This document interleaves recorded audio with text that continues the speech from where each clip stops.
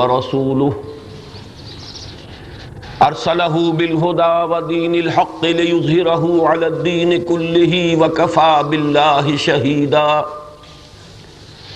فصلى الله عليه وعلى آله وأصحابه وسلم تسليما كثيرا كثيرا أما بعد فقد قال الله تبارك وتعالى في سورة التوبة وسورة التحريم اعوذ باللہ من الشیطان الرجیم بسم اللہ الرحمن الرحیم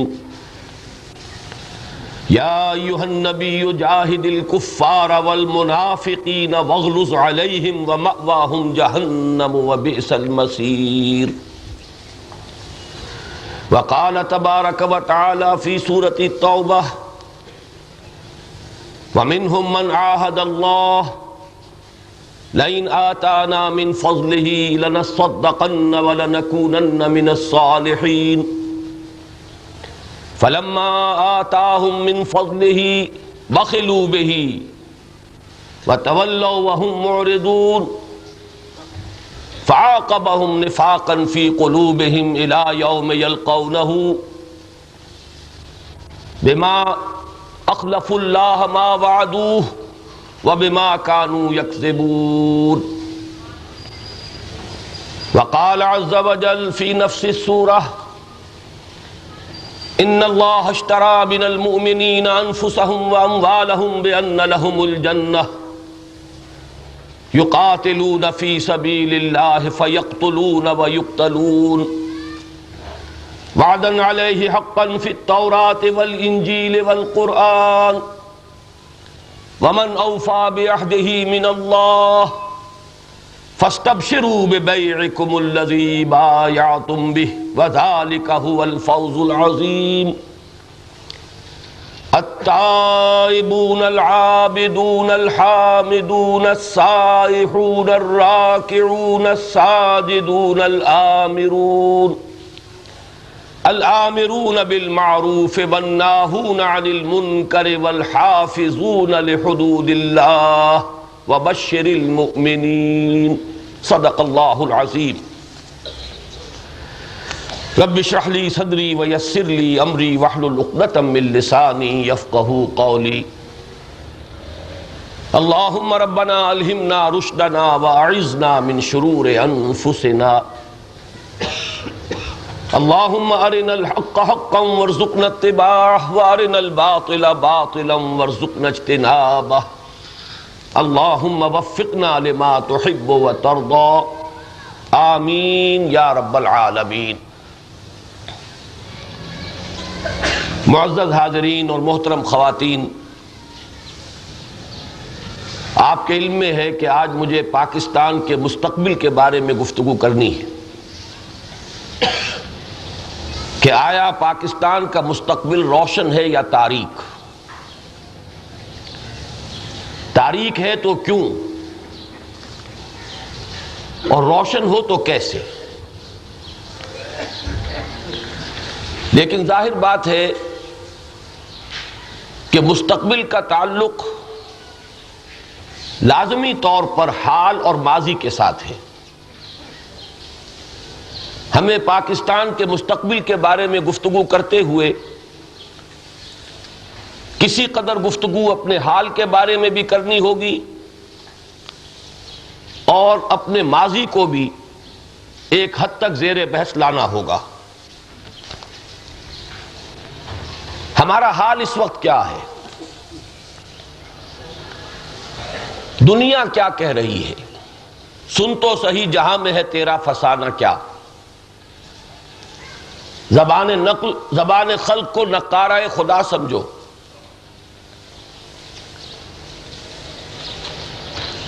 علامہ اقبال نے بھی مولانا روم کے تتبع میں وجود مصدقہ کے بارے میں یہ فرمایا ہے کہ ایک شخص، ایک انسان، اس کی شخصیت اور سیرت، آیا وہ ایک اوتھینٹک پرسنالٹی کا حامل ہے یا نہیں؟ اس کا فیصلہ تین اعتبارات سے ہوتا ہے۔ آدمی خود اپنے آپ کو دیکھے، اپنی آنکھوں سے اپنا جائزہ لے، اپنی نگاہ میں وہ خود کیا ہے۔ آدمی اپنے آپ کو دیکھے دوسروں کی آنکھوں سے، دوسرے اس کے بارے میں کیا رائے رکھتے ہیں۔ بلکہ ایک دعا بھی ہے مسنونہ جس میں ان دونوں چیزوں کو حضور نے جمع فرمایا ہے۔ آپ یہ دعا کیا کرتے تھے صلی اللہ علیہ وسلم، اللہم اجعلنی فی عینی صغیرا وفی اعین الناس کبیرا، اے اللہ مجھے اپنی آنکھوں میں تو چھوٹا دکھا، تکبر نہ ہو، عجب نہ ہو، لیکن لوگوں کی آنکھوں میں بڑا کر دے تاکہ تیرے دین کی بڑائی ہو۔ میں تیرے دین کا خادم ہوں، میں تیرے دین کا نمائندہ ہوں۔ اللہم اجعلنی فی عینی صغیرا وفی اعین الناس کبیرا۔ تو وجود مصدقہ کے لیے پہلی دو شہادتیں یہ ہیں، اور تیسری شہادت اپنے آپ کو اللہ کی نگاہ سے دیکھنے کی کوشش کرو، جانچو کہ اس کی نگاہ میں تم کیا ہو۔ مجھے اس پر بھی مولانا روم کا ایک شعر یاد آیا ہے، بڑا پیارا شعر ہے، جان جملہ علم ہا ای نست ای تاب دانی من کیم در یوم دین، تمام علم کا لب لباب اور خلاصہ یہ ہے، جان جملہ علم ہا ای نست ای، بس یہی ہے، یہی ہے، تابع دانی من کیم در یوم دین، کہ تمہیں یہ معلوم ہو جائے کہ قیامت کے دن میرا کیا حشر ہوگا، کیا حال ہوگا، میں کیا ہوں گا، کس کے جھنڈے تلے کھڑا ہوں گا۔ ابھی سورہ کہف کے حوالے سے آپ سن رہے تھے، دودھ کا دودھ، پانی کا پانی جدا ہو جائے گا۔ اسی حوالے سے ہمیں جائزہ لینا ہے کہ ہم قومی سطح پر، ملکی سطح پر اس وقت کیا ہیں، کسی وجود مصدقہ کے حامل ہیں یا نہیں۔ اس کے ضمن میں اصلاً تو صرف دو باتیں اس وقت عرض کرنا چاہتا ہوں، ورنہ یہ مرثیہ جو ہے حال کا بہت طویل ہو جائے گا۔ تن ہمہ داغ داغ شد پمبا کجا کجا نہ ہم، کس کس چیز کا تذکرہ کیا جائے، کس کس اعتبار سے زوال کے مظاہر جو ہیں ان کو سامنے لایا جائے، کس کس ذلت اور رسوائی کا تذکرہ کیا جائے، بات بڑی طویل ہو جائے گی۔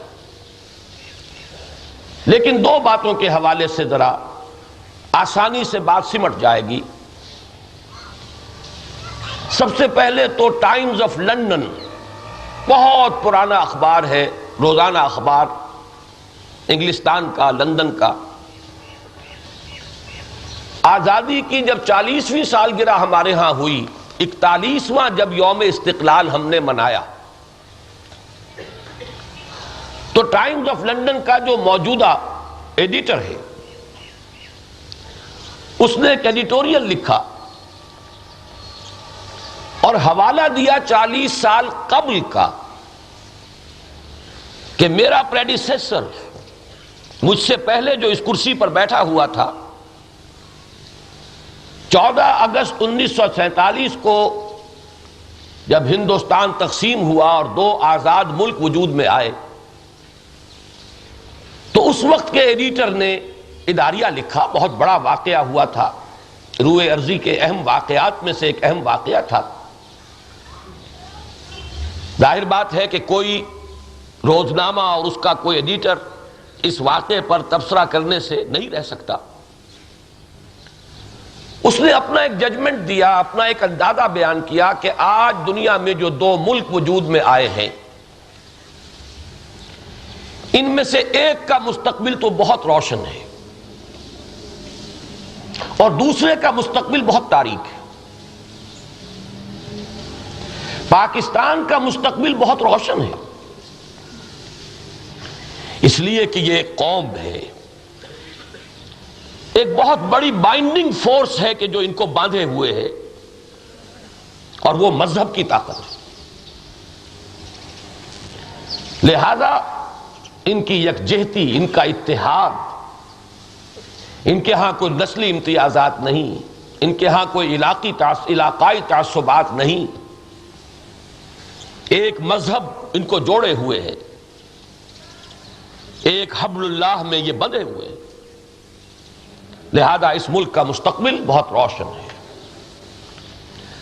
جبکہ بھارت کا مستقبل بڑا تاریک ہے۔ اس بھارت کو باندھنے والی، جمع رکھنے والی کوئی قوت موجود نہیں۔ بہت سی نسلیں آباد ہیں، بہت سی زبانیں اور بولیاں ہیں، بہت سے کلچر ہیں، بہت سے تمدن ہیں، کوئی بھی ایک شے جو قدر مشترک ہو ان سب کے مابین موجود نہیں۔ یہ تھی اسیسمنٹ ٹائمز آف لنڈن کے مدیر کی، ایڈیٹر کی، 14 اگست 1947 کو۔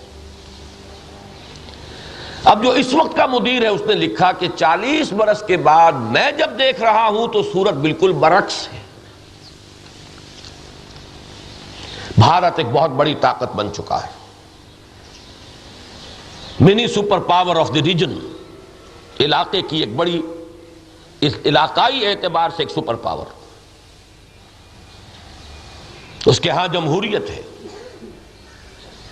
اس کے ہاں کوئی سیسیشن ابھی تک نہیں ہوئی، اس کے کوئی حصے بکھرے نہیں ہوئے، ایک دستور ہے اور اس دستور کی پٹڑی پر ان کے ملک کی سیاست کی گاڑی رواں دواں ہے۔ اس کے برعکس اب کہنے کی ضرورت نہیں۔ وہی مصرع یاد آیا، بلکہ شعر، ایک وہ ہے جنہیں تصویر بنا آتی ہے، ایک ہم ہے کہ لیا اپنی بھی صورت کو بگاڑ۔ وہ روشن ماضی اس وقت کا ہمارا تاریک حال بن چکا ہے، اس وقت وہ مستقبل تھا، روشن مستقبل، آج کے اعتبار سے ماضی ہے، اور اس وقت وہ ہمارا تاریک حال بن چکا ہے۔ اس میں بھی ایک بات مزید عرض کر دوں دوسری بات سے پہلے، آپ لوگ برا مانیں گے لیکن میں چاہتا ہوں کہ آپ چونکیں۔ حقیقت یہ ہے کہ پاکستان نظری اور نظریاتی سطح پر بھی ختم ہو چکا ہے، اور زمینی اور واقعاتی اعتبار سے بھی ختم ہو چکا ہے۔ وہ پاکستان آج نہیں ہے جو سن 47 میں وجود میں آیا تھا۔ اس کو تو ہم حسرت سے کہتے ہیں پاکستان دیٹ واز، وہ پاکستان جو کبھی ہوتا تھا وہ تو اب نہیں ہے۔ اس پاکستان کو بہت عرصے تک ہم کہتے رہے what remains of پاکستان، بچا کھچا پاکستان۔ ہوتے ہوتے ہم نے ریکنسائل کر لیا، اسی کو پاکستان قرار دے کر یاد ماضی عذاب ہے یارب چھین لے مجھ سے حافظہ میرا، ہم نے اس ماضی کو بھلا دیا۔ یہ تو ہے زمینی اور واقعاتی مسئلہ۔ نظریاتی سطح پر مسلم قومیت کی بنیاد پر یہ ملک قائم ہوا تھا، وہ آج کہاں ہے؟ ڈھونڈ اب اس کو چراغ رخ زیبا لے کر، ہر چند کہے کہ ہے نہیں ہے۔ کہاں ہے مسلم قومیت؟ اندرا گاندھی نے تو یہ کہا تھا سن 71 میں کہ ہم نے دو قومی نظریے کو خلیج بنگال میں غرق کر دیا ہے۔ آج تو اس پاکستان میں بھی تلاش کیجئے، ڈھونڈ اب اس کو چراغ رخ زیبا لے کر، کہاں ہے وہ نظریہ پاکستان؟ کہاں ہے وہ مسلم قومیت؟ اب تو ہمارے زیڈ سلیری صاحب بھی تھک گئے مسلم نیشنلزم پر لکھتے لکھتے، اب نام نہیں لیتے۔ کب تک لکھتے رہے ایک ہوائی اور خیالی بات کے اوپر؟ کب تک تباہ آزمائی ہوتی رہے؟ اب تو قومیتیں ہیں، عصبیتیں ہیں، لسانی بھی ہیں، نسلی بھی ہیں، علاقائی بھی ہیں۔ مسلم قومیت حبام منصورا نسیم منسیا، ان دونوں حقائق کو سامنے رکھیے۔ بات بری لگتی ہے، آدمی حقائق کو دیکھنے کے لیے تیار نہیں ہوتا، آنکھیں بند کر لینے میں عافیت ہے، لیکن واقعہ یہ ہے کہ دونوں اعتبارات سے پاکستان ختم ہو چکا ہے۔ اب اگر اللہ نے توفیق دی تو اب اس کی ریبرتھ ہوگی، اب اس کا دوسری مرتبہ جنم ہوگا انشاءاللہ۔ میری آج کی گفتگو میں وہ رخ بھی آئے گا، لیکن اس وقت حال کو سمجھ لیجئے، جائزہ لے لیجئے۔ حقائق سے صرف نظر کرنے کی ضرورت نہیں۔ ابھی اسی کے ذیل میں ٹانک لیجئے، ملک کا دو لخت ہونا، تاریخ کی عظیم ترین ہزیمتوں میں سے ایک کا کلنک کا ٹیکا ہمارے ماتھے پر لگنا،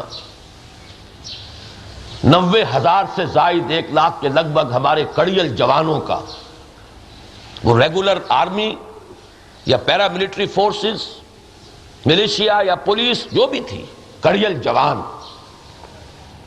سپاہی اور جوان سے لے کر جرنیل تک، اس کا ان ہندوؤں کی قید میں جانا کہ جن پر 800 برس تک حکومت کی تھی، ان کے سینوں پر تو داغ اتنا گہرا ہے کہ انہوں نے 1000 سال کہا ہے۔ اندرا گاندھی نے کہا تھا we have avenged our 1000 years defeat۔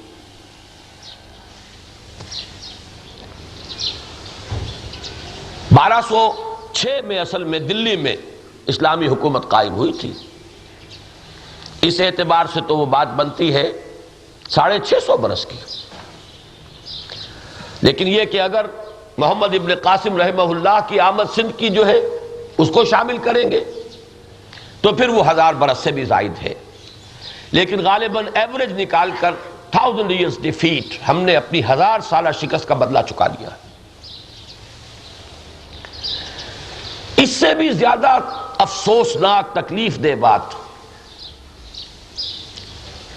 مذہب اور اخلاق دونوں کے اعتبار سے جائزہ لیجئے۔ اگر میں یہ کہوں تو بات غلط نہیں ہوگی کہ دیوالہ نکل چکا ہے، لیکن یہ کہ اگر کوئی شخص اس حد تک نہ جانا چاہے تو یہ مانے بغیر تو چارہ نہیں کہ جس جگہ ہم 1947 میں تھے اس سے بہت پیچھے جا چکے۔ آج جھوٹ ہمارے ہاں جس درجے میں ہے اس وقت اتنا نہیں تھا،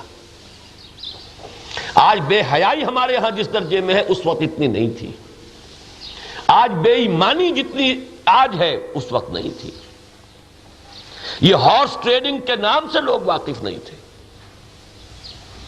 قوم کے قائدین کا بکنا، اور اس طرح بکنا کہ مذہب کا جن کے نعتوں پر لیبل ہو، اب برملا کہا جائے کہ اس نے 10 لاکھ روپے لیے ہیں، ہاں لیے ہیں، اخراجات کے نام پر لیے ہیں، 10 لاکھ لیے ہیں، ہم بکے نہیں، ہم نے سودا کیا ہے۔ اس کا تصور مذہبی شخصیات تو بہت دور کی بات ہے، کسی ملحد کے بارے میں بھی 1947 میں نہیں ہو سکتا تھا۔ ہر اعتبار سے جائزہ لے لیجئے۔ نفاق باہمی اور نفاق کردار دونوں ہم پر پوری طرح مسلط ہیں۔ ایک وہ کردار کا نفاق ہے جس کے بارے میں حضور نے فرمایا صلی اللہ علیہ وسلم، آیت المنافق ثلاث، منافق کی 3 نشانیاں ہیں، جب بولے جھوٹ بولے، وعدہ کرے خلاف ورزی کرے، امین بنایا جائے خیانت کرے۔ ہمارے ہاں جو جتنا بڑا ہے اتنا ہی بڑا جھوٹا، اتنا ہی بڑا بے ایمان، اتنا ہی بڑا خائن ہے، اور یہ ہمارے ہاں اب معروف کے درجے میں آ چکا ہے، اس کے اندر کسی شرم اور حجاب کی ضرورت نہیں۔ اسی طریقے سے نفاق باہمی، وہ عذاب خداوندی، اس کی لپیٹ میں ہم اس وقت ہیں۔ قل هو القادر، اے نبی ان سے کہہ دیجئے اے لوگو کسی بھول میں نہ رہنا، وہ اللہ قادر ہے اس پر، ان یبعث علیکم کہ تم پر بھیج دے کوئی عذاب، عذابا من فوقکم او من تحت ارجلکم، اوپر سے نازل کر دے عذاب یا تمہارے قدموں تلے سے نکال دے عذاب، او یلبسکم شیعا ویذیق بعضکم باس باس، یا تمہیں گروہوں میں تقسیم کر کے ایک دوسرے سے ٹکرا دے کہ ایک دوسرے کی قوت کا مزہ چکھو، ایک دوسرے کے خنجر ایک دوسرے کے سینوں میں پیوست ہو۔ یہ بدترین عذاب ہے جس میں اللہ کو نہ اوپر سے کچھ نازل کرنے کی ضرورت، نہ زمین کو پھاڑ کر کچھ نکالنے کی ضرورت، آپس میں لڑو مرو۔ اور یہ کس جرم کی پاداش میں، یہ بات میں عرض کروں گا۔ میں نے حدیث کے حوالے سے وہ اخلاق والا عملی نفاق، اور اس آیت کے اعتبار سے یہ نفاق باہمی، یہ تصادم باہمی، یہ ٹکراؤ، دونوں آپ کے سامنے رکھ دیے۔ یہ تو اصل میں ایک بات تھی، اس کی ذرا شرح ہو گئی، تفصیل ہو گئی۔ یہ تو ٹائمز آف لنڈن کے مدیر کے حوالے سے ایک بات کہی، اپنے آپ کو دیکھیے دوسروں کی نگاہ سے، سن تو صحیح جہاں میں ہے تیرا فسانہ کیا۔ دنیا میں باتیں ہوتی ہیں، جنہیں بھی انٹرنیشنل پریس سے کوئی ربط و ضبط حاصل ہے انہیں معلوم ہے، گاہے گاہے تبصرے آتے ہیں، پاکستان از ایٹ دی ورج آف بلکنائزیشن، پاکستان تو ٹکڑے ٹکڑے ہونے کے بالکل سرحد پر پہنچ چکا ہے۔ پروفیسر زائرنگ یہاں رہے، یہاں کے سٹاف کالج میں، ان کا ایک جملہ، ویسے جملے کی حد تک تو داد دینے کو جی چاہتا ہے، کتنا بلیغ ہے، کتنا فصیح جملہ ہے۔ Pakistan is still in search of an identity، Pakistan تو تاحال تشخص کی تلاش میں ہے، میں کیا ہوں، میں کون ہوں، میں کیوں ہوں، یہی نہیں معلوم۔ تو قومی سطح پر ہمارا وجود مصدقہ کہاں ہے؟ نہ ہماری اپنی آنکھوں میں، نہ دنیا کی آنکھوں میں۔ یہ بات جان لیجئے کہ ایک نام سے ایک ملک کا باقی رہ جانا، اسے زندگی نہیں کہتے۔ آج کی دنیا میں صورتحال بدل چکی ہے، سپر پاورز کا ٹکراؤ، تقابل، اس کی وجہ سے چھوٹی چھوٹی ریاستیں، چھوٹے چھوٹے ملکوں کو بھی ایک تحفظ ملا ہوا ہے۔ یہ دو بڑی طاقتوں نے ایک دوسرے کے ساتھ ٹکرا کر اپنے نیچے عافیت پیدا کی ہوئی ہے، چھوٹے چھوٹے ملک، نہ وہ آگے بڑھے نہ میں آگے بڑھوں، لہذا اس کے نیچے یہ انڈر گروتھ ہے ایک طرح کی۔ بڑے بڑے درختوں کے نیچے کچھ جھاڑ جھکاڑ اگ جاتا ہے، وہ اس کسی شمار قطار میں نہیں ہے۔ اپنا باوقار کوئی وجود، کوئی باعزت وجود، کوئی واقعتاً خود اختیاری والا وجود، اپنے فیصلے اپنے ہاتھ میں ہونے والا وجود، اپنی پالیسیز خود بنانے والا وجود، اپنی معیشت کا ڈھانچے اور سانچے خود طے کرنے والا وجود، وہ وجود تو نہیں ہے۔ وجود مصدقہ قومی سطح پر تو وہ کہلائے گا نا، محض ایک کسی ملک کا یا کسی نام سے قوم کا دنیا میں ہونا وہ وجود مصدقہ نہیں ہے، آتھینٹک پرسنالٹی نہیں۔ اب دوسری بات کی طرف آئیے، ہمارے زوال کی حد کی ایک بہت بڑی نشانی ہے، کہاں تک ہم پہنچ گئے ہیں۔ آج ملکی اور قومی سطح پر کشمیر کے معاملے میں ہمارا کنسنسس ہے، اجماع ہے، دیکھنا کوئی ایسی حرکت نہ کر بیٹھنا کہ بھارت کو جنگ چھیڑنے کا موقع ملے۔ یہ ہے آپ کے خوف کا عالم، یہ ہے لرزہ براندام ہونے کی کیفیت، اجماع ہے اس پر۔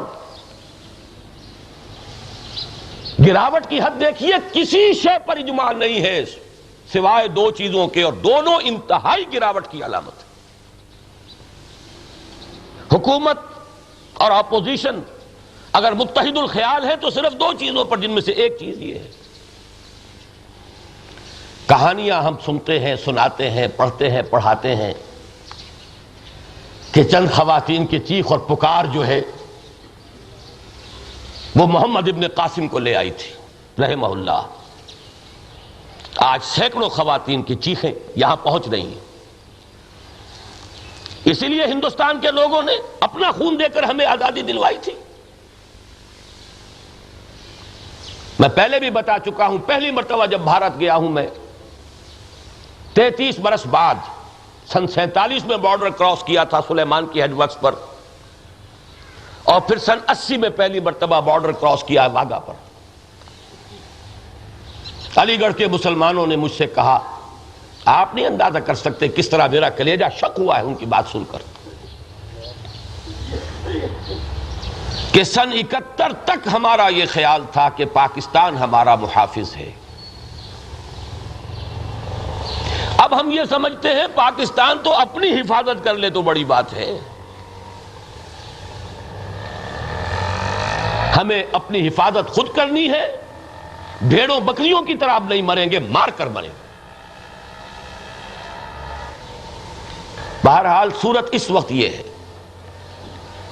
مجاہد اول سے لے کر مجاہد آخر تک سب سے بڑھ کر جنگ سے گھبرانے والے مجاہد اول ہیں۔ ان کی ساری مجاہدانہ تقریریں حمام منصورہ نسیم منسیہ، احتیاط احتیاط احتیاط۔ مجاہد آخر قاضی حسین احمد صاحب، حال یہ کہ ایک ہی سانس میں دو باتیں کریں گے، قتال کی بھی جنگ کی بھی۔ وہ جو کانفرنس ہوئی تھی کشمیر کانفرنس، اسی کا یہ پیڈ لیے بیٹھا ہوں، آزاد کشمیر کی حکومت کے تحت قتال اور جنگ کی بات کر کے آخری بات یہ کہ انہیں کوئی ضرورت نہیں ہے نہ آدمیوں کی، بس پیسے کی ضرورت ہے۔ سیاستدانوں کی یہ ضرورت ہے، عہد حاضر کی ڈپلومیسی کا یہ تقاضا ہے کہ ادھر رخ کریں گے تو جہاد اور قتال، ادھر رخ کریں گے تو ہم حکومت کے ساتھ ہیں، حکومت کی بات صحیح ہے، پالیسی درست ہے۔ پبلک میں آئیں گے حکومت پر تنقید، لیکن میں اس وقت حکومت یا اپوزیشن کے حوالے سے بات نہیں کر رہا، میری اپنی رائے بھی یہی ہے کہ واقعتاً حالات ایسے ہیں،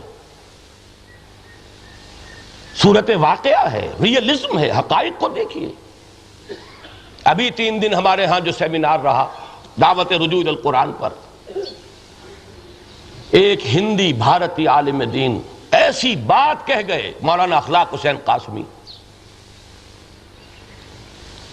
اپنے گھر کا فساد دور نہیں ہوتا اور دوسروں سے جہاد کی باتیں کرتے ہو۔ بتائیے اس سے زیادہ بلیغ جملہ کوئی ہوگا؟ کیا حال کراچی میں ہے، کیا حیدرآباد میں ہے، کیا تمہاری محاذ آرائیاں ہیں، کیا سندھ کے اندر ایک لاوا ہے؟ جہاد جہاد جہاد، گھر کا فساد دور نہیں ہو رہا۔ ہاں یکجہتی ہوتی، اس قوم کے اندر اتحاد ہوتا، یہاں حقیقتاً لوگوں کی نمائندہ حکومت ہوتی، جسے معلوم ہوتا کہ عوام ہمارے پیچھے ہیں، پھر یقیناً کوئی لیاقت علی پھر مکہ دکھاتا، اور اس مکے کو دنیا کے اندر سمجھا جاتا کہ ہاں یہ مکہ مکہ ہے۔ لیکن حالات، اپنا گھر تلپٹ ہے، شیرازہ بکھرا ہوا ہے، بدترین صورتحال ہے۔ یہ واقعیت سامنے رکھیے۔ میں اس وقت سیاسی تقریر نہیں کر رہا، قومی سطح پر بات کر رہا ہوں۔ رائے میری بھی یہی ہے کہ کوئی ایسی حرکت نہیں ہونی چاہیے کہ ہندوستان کو جواب ملے جنگ کا۔ ہاں جنگ مسلط ہو جائے پھر معاملہ بالکل اور ہے، پھر وہ دفاعی جنگ، اس کے اندر تو اللہ تعالیٰ کی وہ نصرت ہر وقت شامل حال ہو، اور ہمیں اپنے ایک ایک گھر کو مورچہ بنا کر لڑنا ہے۔ لیکن یہ کہ کوئی ایسی بات جس سے کہ جنگ شروع ہو جائے، اس وقت میں اس کا تذکرہ نہ کسی پر تنقید کے لیے کر رہا ہوں، میں بتا رہا ہوں کہ یہ صورتحال ہے قوم کی، قوم کا حال یہ۔ اور ریئلزم کے حوالے سے بیان کر دوں، صحابہ کے دور میں بھی اللہ تعالیٰ نے فرمایا اسی سورہ توبہ کی جس کی اکثر آیات میں نے اس وقت پڑھی ہیں، اکثر آیات جو پڑھی ہیں اسی سورہ مبارکہ کی ہیں۔ آیت نمبر 65 میں فرمایا مسلمانوں تم میں سے ایک 10 پر بھاری رہے گا، یا کم سے کم 5 پر بھاری رہے گا، اس لیے کہ ان کے پاس علم نہیں، ایمان نہیں۔ علم بہت بڑی طاقت ہے، ایمان سب سے بڑی قوت ہے، لیکن آیت 66 میں فرما دیا الآن خفف اللہ عنکم وعلم ان فیکم ضعفا۔ یہ تو دور نبوی میں فرق واقع ہو چکا، یہ آیت کوئی 4 صدیوں بعد کی نازل شدہ تو نہیں ہے، نزول قرآن کی تکمیل تو حیات نبوی میں ہو چکی ہے علی صاحب الصلاۃ والسلام۔ اے مسلمانوں اب اللہ نے تم پر تخفیف کر دی ہے، اس کے علم میں ہے کہ اب تمہارے اندر کمزوری پیدا ہو چکی۔ کیوں ہو چکی؟ یہ نہیں کہ وہ سابقون الاولون کمزور ہو گئے تھے، نہیں، جو نئے لوگ حلقہ ایمان میں داخل ہوئے تھے ابھی ان کی تربیت نہیں ہوئی تھی، لہذا اوسط گر گیا۔ ان میں سے ہر ایک اسی مقام پر ہے، ابو بکر اور عمر اور عثمان اور علی میں کوئی کمی نہیں ہے، معاذ اللہ ثم معاذ اللہ۔ لیکن اب جو کثیر تعداد میں لوگ آئے ہیں ابھی ان کی تربیت تو اس درجے کی نہیں ہوئی، لہذا اوسط گر گیا ہے۔ اب یہ کہ 1 اور 2 کی نسبت، تو ان حقائق کے اعتبار سے صحیح بات وہی ہے، لیکن یہ ایک انڈیکس تو ہے نا، ہم کہاں ہیں اس وقت کہ اتحاد اگر ہے، اتفاق رائے ہے تو اس مسئلے پر بہت عرصے کے بعد اب ان کے دیکھنے کو آنکھیں ترستیاں ہیں، وہ ترستی ہوئی آنکھوں کو اتفاق کی کوئی بات نظر آئی تو یہ نظر آئی، اور اسی کے ساتھ ایک رخ اور بھی ہے، وہ ہماری دینی اور اخلاقی گراوٹ کا ایک ثبوت ہے۔ یہ تو ہماری قومی قوت، عسکری قوت کا جو ہے ایک انڈیکس ہے، اور وہ ہے دینی اور اخلاقی۔ ایک ہی شے ہوئی ہے ابھی تک جس پر کہ ہماری پارلیمنٹ میں حکومت اور اپوزیشن کا اتفاق ہوا، اور وہ کیا کہ خواتین کی جو سیٹیں بالخصوص بنائی گئی تھیں، جن کی اب مدت ختم ہو رہی ہے دستور میں، ان کو برقرار رکھا جائے۔ ہماری منافقت کا یہ حال ہے کہ ایک طرف عورت کی وزارت عظمیٰ کے خلاف جھاگ نکلیں گے منہ سے اور تقریریں ہوں گی اور گفتگویں ہوں گی، دوسری طرف پارلیمنٹ میں ان کی سیٹس جو ہیں کوئی کہنے کی جرات نہیں کرتا کہ یہ اسلام کے خلاف ہے۔ ایک شخص کو کم سے کم یہ اعتراف کرنے کی توفیق ہوئی، میں اس کا کریڈٹ دینا چاہتا ہوں، لیکن اسی کریڈٹ میں انتہائی ڈسکریڈٹ، گھناؤنا ڈسکریڈٹ مضمر ہے۔ مولانا سمیع الحق صاحب نے کہا اگرچہ ہم اسے اسلام کے خلاف سمجھتے ہیں، لیکن پارلیمنٹ میں ہم اس کی تائید کریں گے کہ یہ سیٹیں برقرار رہنی چاہیے، جو کفر از کعبہ برخیزت کجا ماند مسلمانی۔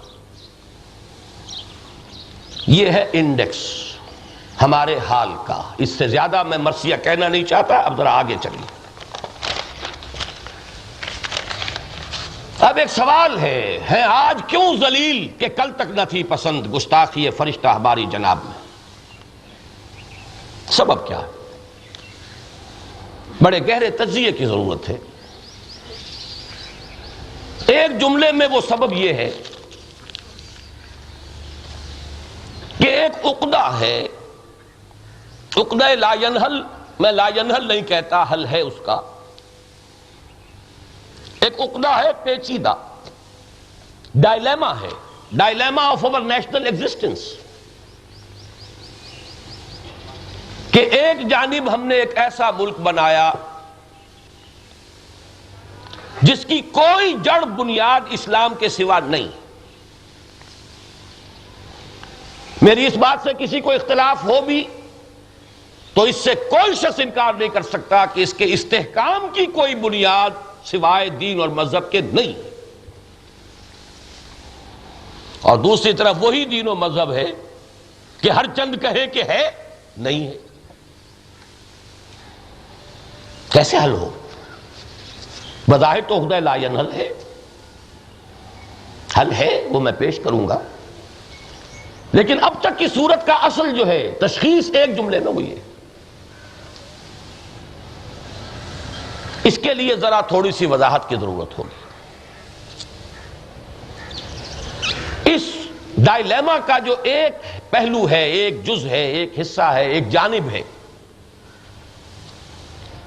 اس کے ضمن میں تھوڑا سا تذکرہ اس کا بھی کرنا ہوگا، پاکستان وجود میں کس بنیاد پر آیا، اس لیے کہ اس پر بھی کنٹروورسی ہے۔ اب بانیان پاکستان میں سے جو بچے کھچے رہ گئے ہیں، کبرنی موت الکبرا، بڑوں کی موت نے مجھے بڑا کر دیا، تو جو بھی اب بڑے بن گئے ہیں، اگر وہ خود یہ کہیں کہ پاکستان مذہب کی بنیاد پر قائم نہیں ہوا، تو کچھ نہ کچھ دیکھنا پڑے گا پیچھے پلٹ کر کہ واقعہ کیا تھا۔ اس میں آپ کو یاد ہوگا کبھی حسین شہید سہروردی صاحب نے یہ بات کہی تھی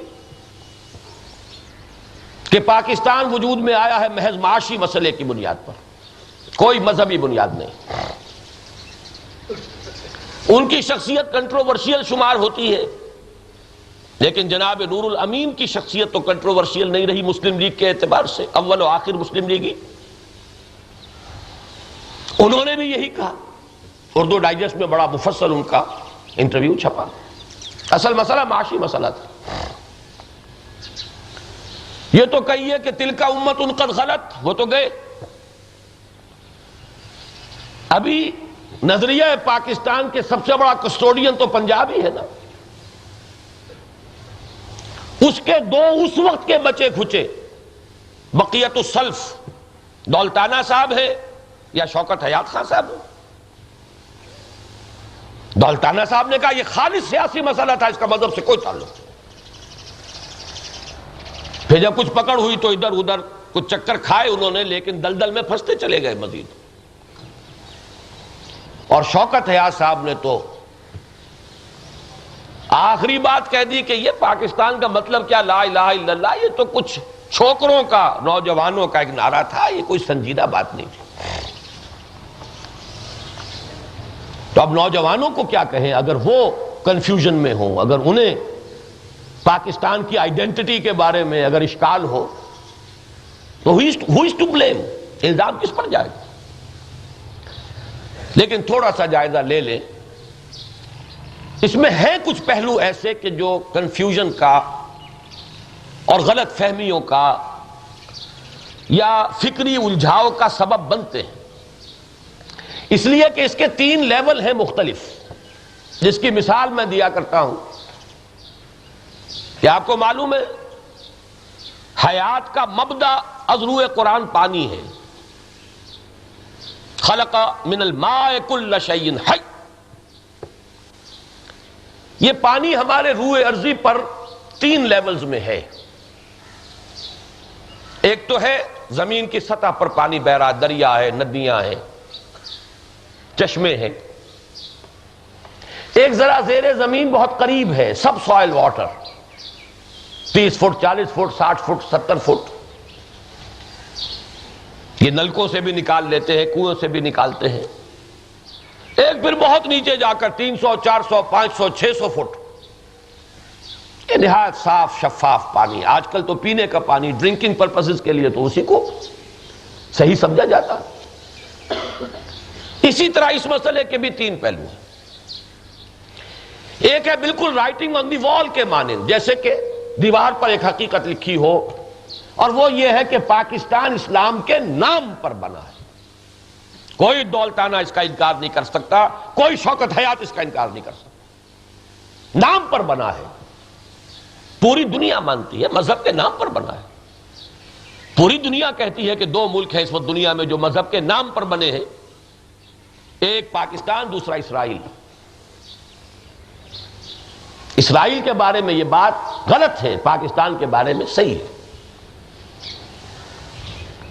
لیکن ذرا اس سے نیچے اتریے، یہ گراؤنڈ واٹر ہے، بڑا پولیوٹڈ سا ہے، گدلا بھی ہے۔ ذرا نیچے اتریے اور سوال اپنے سامنے یہ رکھیے کہ تحریک پاکستان کا اصل جذبہ محرکہ کیا تھا؟ ریئل موٹیویٹنگ فورس کیا وہ مذہبی جذبہ تھا یا کوئی اور؟ میرے نزدیک یہاں اختلاف کی گنجائش ہے، اور میری اپنی رائے یہ ہے کہ مذہبی جذبہ نہیں تھا۔ میرے پاس اس کی 2 اور 2 4 کے مانند دلیل یہ ہے کہ مذہبی جذبہ اگر ہوتا تو قیادت مذہبی لوگوں پر مشتمل ہوتی۔ کسی تحریک کا جو اصل جذبہ ہوتا ہے وہ سب سے گاڑھا اس کی قیادت میں نظر آنا چاہیے۔ تحریک پاکستان کی قیادت مذہبی لوگوں پر مشتمل نہیں تھی۔ مذہبی لوگ معاونین تھے، مددگار تھے، سپورٹرز تھے، چاہے وہ پیر ہوں، چاہے علماء کرام ہوں، صوفیاء اعظام ہوں، وہ قائدین نہیں تھے۔ تو میں بھی مانتا ہوں مذہبی جذبہ نہیں تھا۔ پھر کیا تھا؟ کیا اسے صرف سیاسی قرار دیا جائے گا؟ یہ بھی غلط۔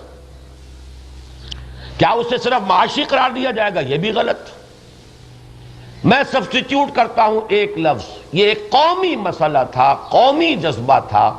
ایک چھوٹی قوم کو بڑی قوم سے خطرہ لاحق ہو گیا تھا، خوف طاری ہو گیا تھا کہ بڑی قوم ہمیں ایکسپلائٹ کرے گی، معاشی طور پر بھی استحصال کرے گی، سماجی طور پر بھی ہمیں دبا دے گی، تمدنی اور کلچرل سطح پر، ثقافت کی سطح پر بھی ہماری آئیڈینٹی ختم کر دے گی۔ یہ بھی اندیشہ تھا کہ ہم سے انتقام بھی لے گی، ہم نے بھی جو کچھ کیا ہے وہ ہمیں معلوم ہے۔ جب ان کا وقت آئے گا، اختیار مطلق ان کے ہاتھ میں آ گیا، تو وہ گن گن کر حساب لیں گے۔ سب کانشس مائنڈ میں یہ فیئر بھی تھا۔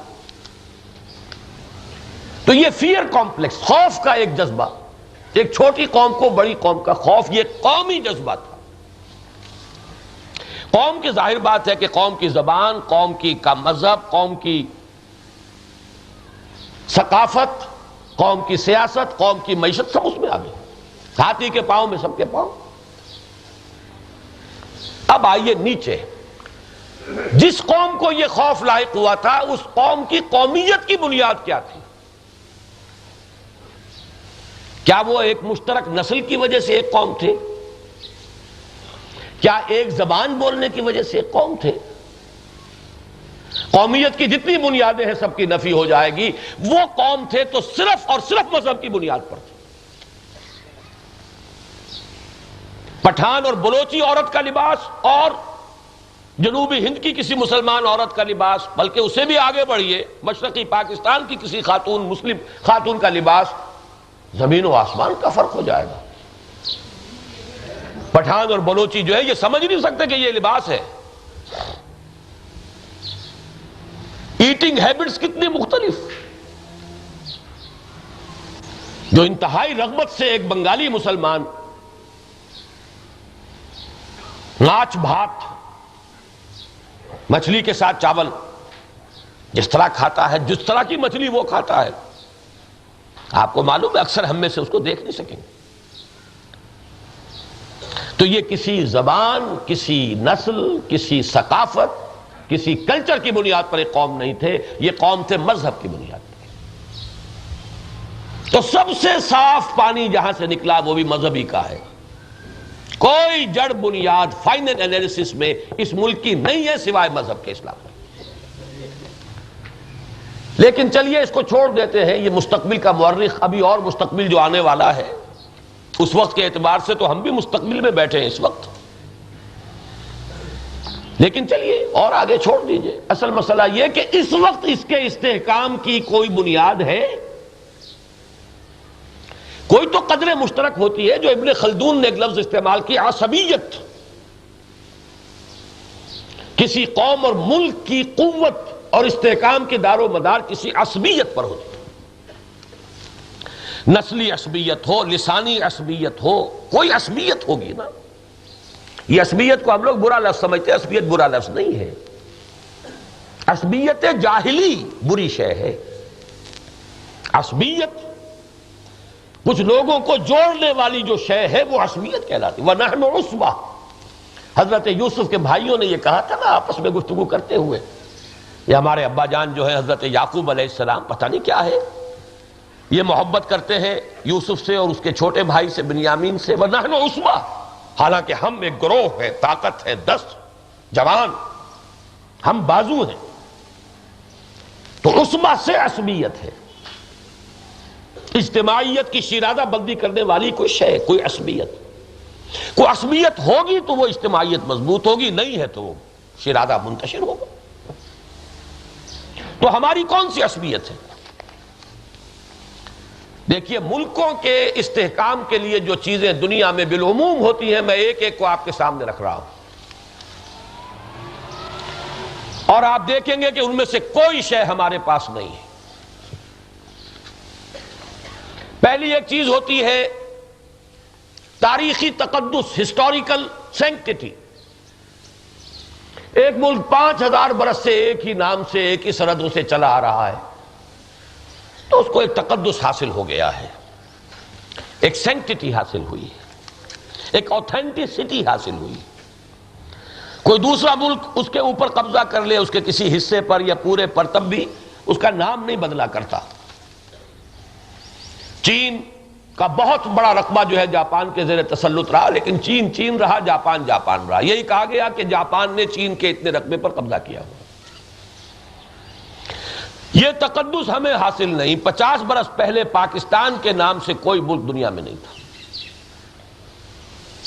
اور اس کا سب سے بڑا مظہر جو ہے وہ آپ کے سامنے رکھ دوں.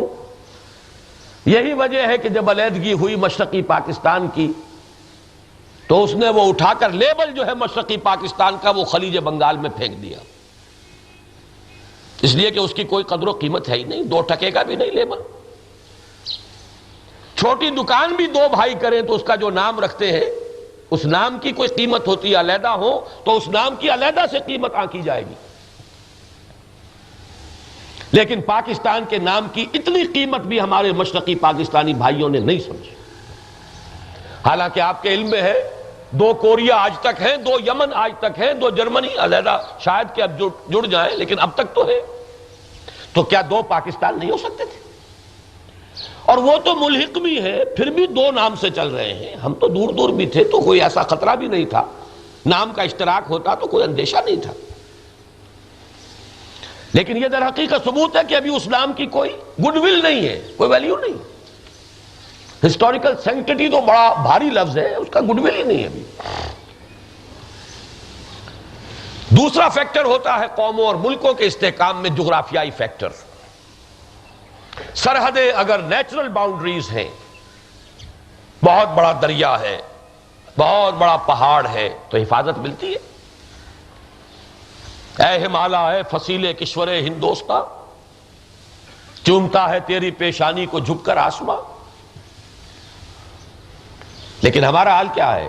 پاکستان دیٹ واز، وہ تو تاریخ کا ایک عجوبہ تھا. 2 خطے 1000 میل کے فاصلے سے، درمیان میں سمندر ہوتا تو کوئی بات نہیں تھی، درمیان میں وہ ٹیریٹری، ہاسٹائل ٹیریٹری، دشمن ملک. اور اس غریب مشرقی پاکستان کا حال تو یہ تھا کہ 3 اطراف سے اس ملک میں گھرا ہوا، دشمن ملک کے اندر، اور کہیں کوئی نیچرل بیریئر نہیں. دھان کے کھیت چلے گئے ہیں، پتہ ہی نہیں چل سکتا کہ یہاں وہ ملک ختم ہو گیا، یہ شروع ہو گیا.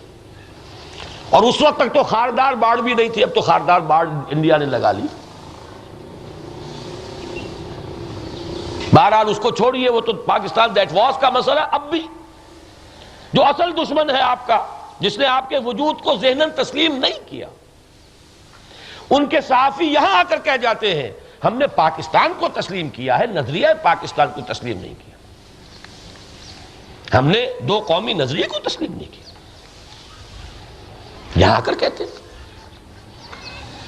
اس کے ساتھ ہماری کوئی نیچرل باؤنڈری نہیں. تو نہ تاریخ ہماری پشت پر ہے، نہ جغرافیہ ہماری پشت پر ہے. We don't get any support, neither from history nor from geography. اب ان دونوں کو چھوڑیے تو اب تیسری چیز ہوتی ہے وہ عصبیت، قومیت، قوم پرستی، کوئی مضبوط قوم پرستانہ جذبہ ہو تو واقعہ یہ ہے کہ انسانی جذبہ جو ہے وہ تاریخ سے بھی لڑ جاتا ہے اور جغرافیے کو بھی شکست دیتا ہے۔ قائد اعظم سے ایک دفعہ سوال کیا گیا تھا، کیا آپ پاکستان بنانا چاہتے ہیں؟ جغرافیے کو تو دیکھیے۔ ان کے وہ تاریخی جملے تھے، بہت بڑے اسٹیٹسمین تھے، اس میں کوئی شک نہیں، بڑے ذہین اور تباہ تھے۔ ہم تو دشمنوں کو ان کے فصیح و بلیغ جملوں کے اوپر خراج تحسین ادا کرنے کو تیار ہیں۔ تو وہ تو بہرحال پاکستان کے بانی ہیں، معمار پاکستان ہیں۔ ان کا یہ جملہ تھا، some people are talking about some geographical difficulties in the way of Pakistan. The British press، کیونکہ برٹش پریس میں یہ بحثیں ہوئی تھی۔ May I ask them, by what rule of geography are they here؟ میں ان برطانویوں سے پوچھتا ہوں کہ تاریخ جغرافیہ کے کس اصول کے تحت وہ یہاں ہے؟ 7 سمندر پار آ کر ہم پر حکومت کر گئے تم۔ May I ask them, by what rule of geography are they here؟ بہرحال جغرافیے سے لڑ جاتا ہے انسان، انسانی جذبہ تاریخ کو بدل دیتا ہے، دھارے کو رخ موڑ دیتا ہے انسانی جذبہ، بشرطے کہ ہو۔ اب اس انسانی جذبے میں ایک ہے قومی جذبہ، اس میں کہ ایک ایک لے لیجئے۔ قومیت کے لیے سب سے بڑا پورٹنٹ فیکٹر آج بھی نسل ہے، نسل کی بنیاد پر قوم۔ جرمن قوم، we are a superior race, ایک ایک بچے کے ذہن کے اندر پلی ہوئی بات ہے، نسلی۔ یہودی، we are the chosen people of the Lord, ہم محبوب قوم ہیں، نحن ابناء اللہ و احباؤہ نسلاً۔ در حقیقت اسرائیل نسل کی بنیاد پر بننے والا ملک ہے، مذہب کی بنیاد پر نہیں۔ مذہبی یہودی تو اس کی پشت پر تھے ہی نہیں۔ آج بھی امریکہ میں جو مذہبی یہودی ہیں وہ پرو اسرائیلی نہیں ہے۔ یہ زائنسٹ موومنٹ جو ہے یہ ریسسٹ موومنٹ تھی۔ انہوں نے چونکہ ریشزم اس دنیا میں بدنام ہے لہذا کور لیا ہوا ہے، ورنہ در حقیقت زائنزم از ریشزم، نسل کی بنیاد پر۔ بہرحال میں مثال دے رہا ہوں اس اعتبار سے کہ آج بھی دنیا میں قومیت کے لیے سب سے قوی محرک نسل ہے۔ ہمارے پاس تو نہیں ہے وہ نسلوں کی ایک کھچڑی، بلکہ میں کہا کرتا ہوں نسلوں کا حلیم ہے پاکستان میں۔ اس میں سمجھیے کہ گوشت بھی ہے، سامی النسل قومیں، اس میں قرشی ہے، سید ہے، علوی ہے، صدیقی ہے، عثمانی ہے، فاروقی، کون ہے یہ؟ تو سیمیٹک ریس ہے۔ پھر ڈراویڈینز ہیں، دراوڑی قوم۔ ہمارے ہاں بھی جو برہوی قوم ہے بلوچستان کی وہ ڈراویڈین ہے۔ پھر آریائی ہیں، یہ سب جو ہے جاٹ ہیں، راجپوت ہیں، جو شیخ ہندوؤں سے مسلمان ہوئے ہیں وہ کون ہیں؟ آریائی ہیں۔ پھر مونگولائڈ ریسز، مغل ہیں، ترک ہیں، خلجی ہیں۔ تو یہ تو نسلوں کی ایک کھچڑی نہیں، حلیم ہے۔ تو نسلی قومیت آپ کو استحکام کی بنیاد فراہم نہیں کر سکتی۔ اب آئیے لسانی قومیت، یہ بھی ایک بڑا پورٹنٹ فیکٹر ہے قومیت کا۔ عرب نیشنلزم کی بنیاد در حقیقت عرب زبان، اور اس میں اتنی قوت تھی، اسی کے بل پر صدر ناصر نے اٹھا کر انگریزوں کو اور بحیرہ روم کے اندر پھینکا ہے۔ اسی کی بنیاد پر فرانس سے نجات حاصل کی ہے الجزائر نے، عرب نیشنلزم۔ لیکن ہمارے ہاں کسی زبان کے ساتھ وہ عصبیت موجود نہیں ہے۔ ایک وقت میں تحریک پاکستان کے دوران اردو کو حیثیت حاصل ہو گئی تھی، اس لیے کہ مقابلہ ہندی سے تھا، ہندو کی زبان سے تھا۔ یا بحث میں اردو ہندی ہے یا قربانی یا جھٹکا ہے۔ لیکن جب ہم آزاد ہوئے تو اردو کی وہ حیثیت نہیں رہی۔ پہلی تقسیم ہمارے ہاں لسان کی بنیاد پر ہوئی ہے بنگلہ زبان، بنگلہ بھاشا، بنگلہ نیشنلزم، بنگلہ دیش. اور اسی کی بنیاد پر یہ جان لیجئے کہ یہ ویسٹ پاکستان بھی اردو کو اپنی قومی زبان کی حیثیت سے اختیار نہیں کر سکا. کم از کم ایک زبان ایسی ہے جو اردو کی سپریمیسی قبول کرنے کو ہرگز تیار نہیں.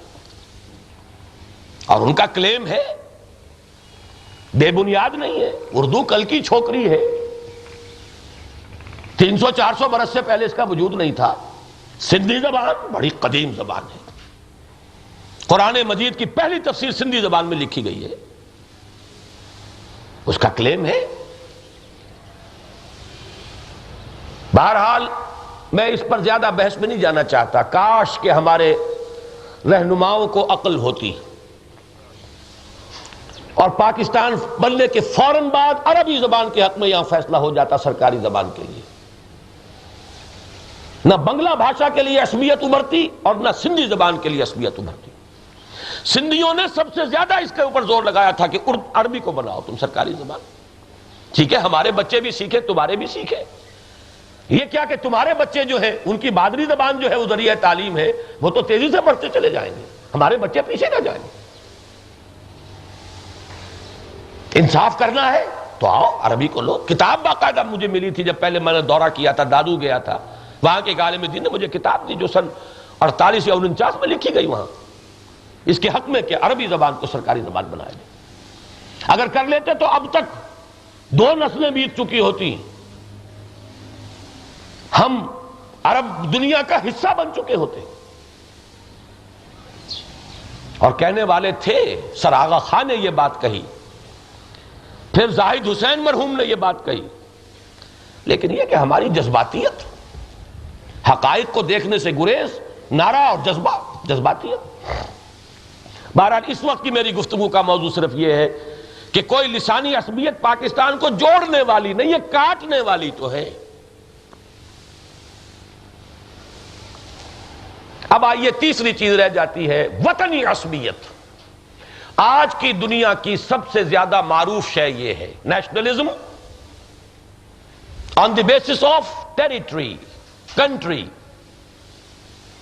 ایک ملک میں رہنے والے بلا لحاظ مذہب و نسل و زبان و جو بھی اب اس میں جوڑتے جائیے، تمام تفریقات ختم، ایک ملک میں رہتے ہیں، ایک قوم ہے.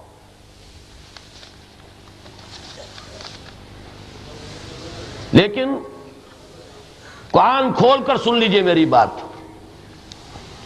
پاکستانی قومیت ہمارے پاسپورٹوں پر لکھنے کے لیے تو ہے، نیشنلٹی پاکستانی، لیکن حقیقت میں پاکستانی قومیت کا وجود نہ آج تک ہوا ہے نہ قیامت تک ہوگا.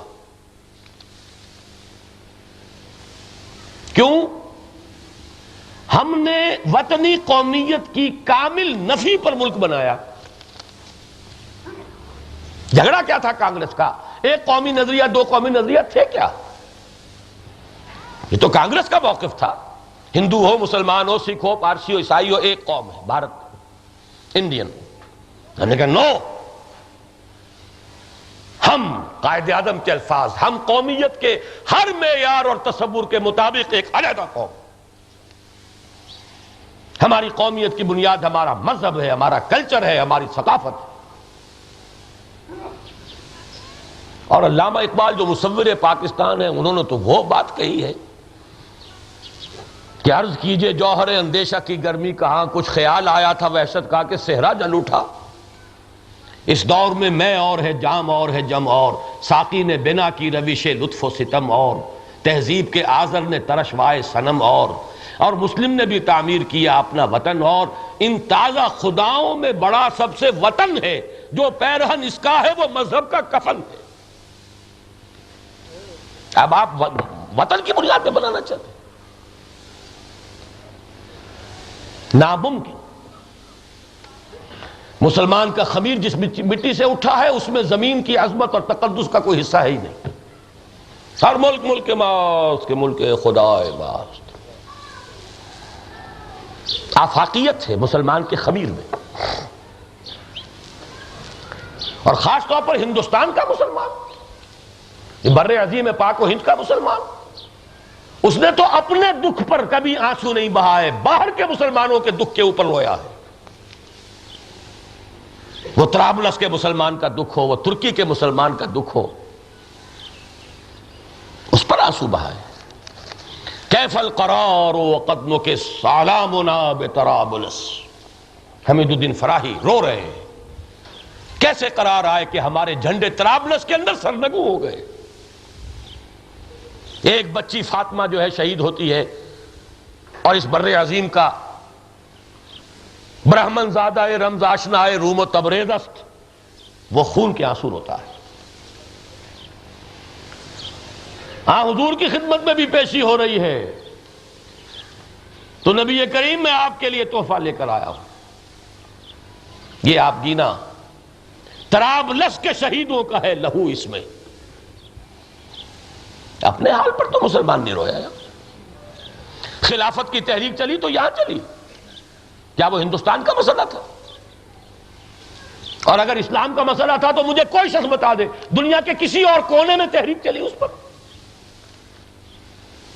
اور یہاں چلی اور ایسی چلی کہ ہندو کو شامل ہونا پڑا۔ مہاتما گاندھی کہاں خلافت، لیکن عقل تو تھی نا اس کے پاس، وہ جانتا تھا کہ اس وقت اگر مسلمانوں کی اس تحریک کے اندر ہم شامل نہ ہوئے تو سیاسی طور پر مسلمانوں کو اپنے ساتھ لینا کبھی ممکن نہیں ہوگا۔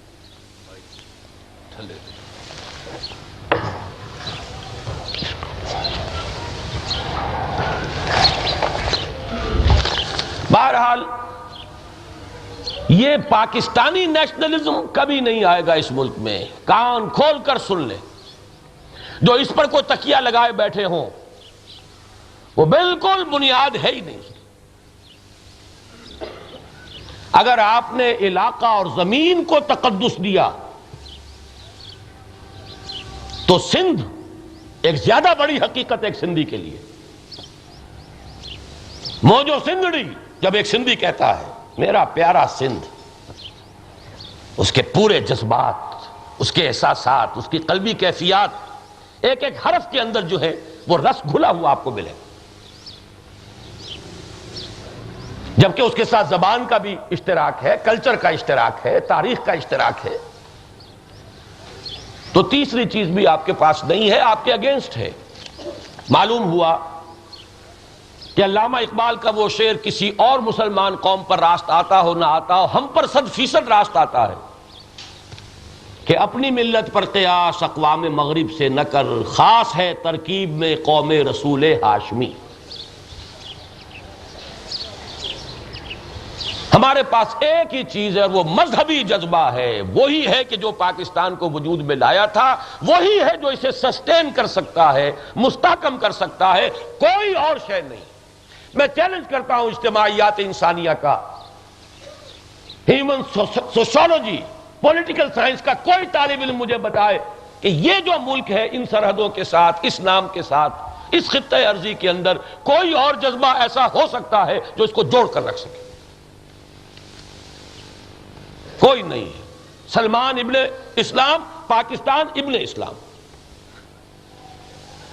البتہ یہ کہ ایک نوٹ آف کاشن ہے اس میں، اور وہ یہ ہے مذہبی جذبہ بھی دو قسم کا ہے۔ وہ مذہبی جذبہ جو پاکستان کو وجود میں لایا اپنی نوعیت کے اعتبار سے مختلف تھا، اس جذبے سے، اس مذہبی جذبے سے جو آج ہمیں درکار ہے۔ آپ حیران ہوں گے کیسی باتیں کر رہا ہے۔ وہ مذہبی جذبہ صرف نام کا اسلام بھی اس کے لیے کافی تھا، عمل میں اسلام ہو نہ ہو، زانی ہو، شرابی ہو، شراب کا ٹھیکیدار ہو، مسلم ہے تو مسلم لیگ میں آ، نام ہونا چاہیے غلام علی عبد الرحمن، اللہ اللہ خیر سے، کردار سے بحث نہیں، نماز پڑھتا ہے کہ نہیں پڑھتا، روزہ رکھتا ہے کہ نہیں رکھتا، شراب پیتا ہے کیا کرتا ہے، کوئی بحث نہیں، اس لیے کہ مقابلہ ہندو سے تھا۔ اب وہ معاملہ نہیں چل سکتا، اب وہ ہندو تو گیا سرحد پار، بلکہ وہاں سے تو زمزمے آتے ہیں محبت کے، ہوا کے دوش پر، ٹی وی پر ریڈیو پر اخبارات کے ذریعے سے طائفے چلے آتے ہیں، ہر طرح کے طائفے، طوائفوں سمیت طائفے. لہذا آپ کے نوجوان کو کون سی چیز ہے جو ایک ریئیکشنری مذہبی جذبہ تھا، وہ ایک رد عمل تھا، مسلمان کو مسلمان کر دیا طوفان مغرب نے. اس وقت کا ہمارا جذبہ ہندو کی ذہنیت کی وجہ سے تھا. اس نے ہمیں محسوس کرایا تم اور ہو میں اور ہوں. تم کتنے ہی نہائے دھوئے ہو، صاف ہو، پاک ہو، تمہارا ہاتھ لگتے ہی میرا برتن اور میرے کپڑے ناپاک ہو جاتے. وہ جذبہ اس وقت کام دے گیا، اب نہیں دے سکتا. اب تو حقیقی اسلام، واقعی اسلام، عملی اسلام جسے لوگ پہچانے یہ اسلام ہے، وہ ان کے اندر سے جذبہ ابھارے، جذبہ عمل، جذبہ ایثار، جذبہ قربانی، جذبہ جہاد. یہ چیزیں حقیقت کی بنیاد پر ابھرا کرتی ہیں، نعروں کی بنیاد پر نہیں. لہذا ہمارے پاس اب کوئی چارہ کار نہیں ہے. اسلام، لیکن وہ اسلام صرف نعرے کا نہیں، زبانی کلامی نہیں، حقیقی واقعی عملی اسلام. اب اس کے اعتبار سے ذرا جائزہ لے لیجئے. اب یہ ڈائلیما کا دوسرا آرم ہے، اس پر ہم آ گئے. وہ کیا ہے؟ میں دو اعتبارات سے ذرا تیزی سے اب جائزہ لوں گا، وقت تیزی سے گزر رہا ہے. اسلام کے ساتھ عملی تعلق کے حوالے سے جائزہ لے لیں اپنے معاشرے کا، اور اسلام کی جڑ بنیاد ہے ایمان، اس کے حوالے سے جائزہ لے لیں. ہو سکتا ہے آپ کو اختلاف ہو، آپ میرے مشاہدے سے اتفاق نہ کریں، لیکن مجھے اپنا جو بھی میرا مشاہدہ ہے وہ میں آپ کے سامنے رکھ رہا ہوں. بہت پہلے میں نے اس پر ایک مثال پیش کی تھی 4 دائروں کی. ہم مرکز دائرے، کانسنٹرک سرکلز، ایک نقطے کے گرد چھوٹا دائرہ، پھر بڑا دائرہ، پھر بڑا دائرہ، پھر بہت بڑا دائرہ. ظاہر بات ہے وہ جو سب سے آخری دائرہ ہے اس میں بہت بڑی گنجائش ہے جگہ کی.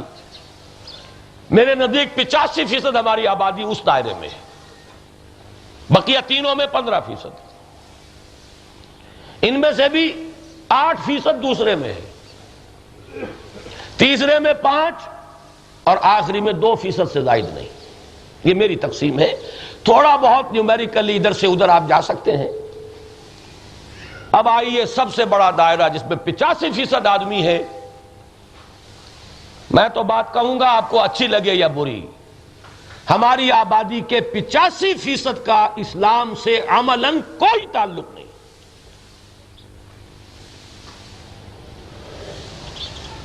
اس لیے کہ عملی تعلق کے لیے ایک ہے پیمانہ جو محمد رسول اللہ نے دیا ہے، وہ پیمانہ چلے گا، میرا اور آپ کا نہیں چلے گا.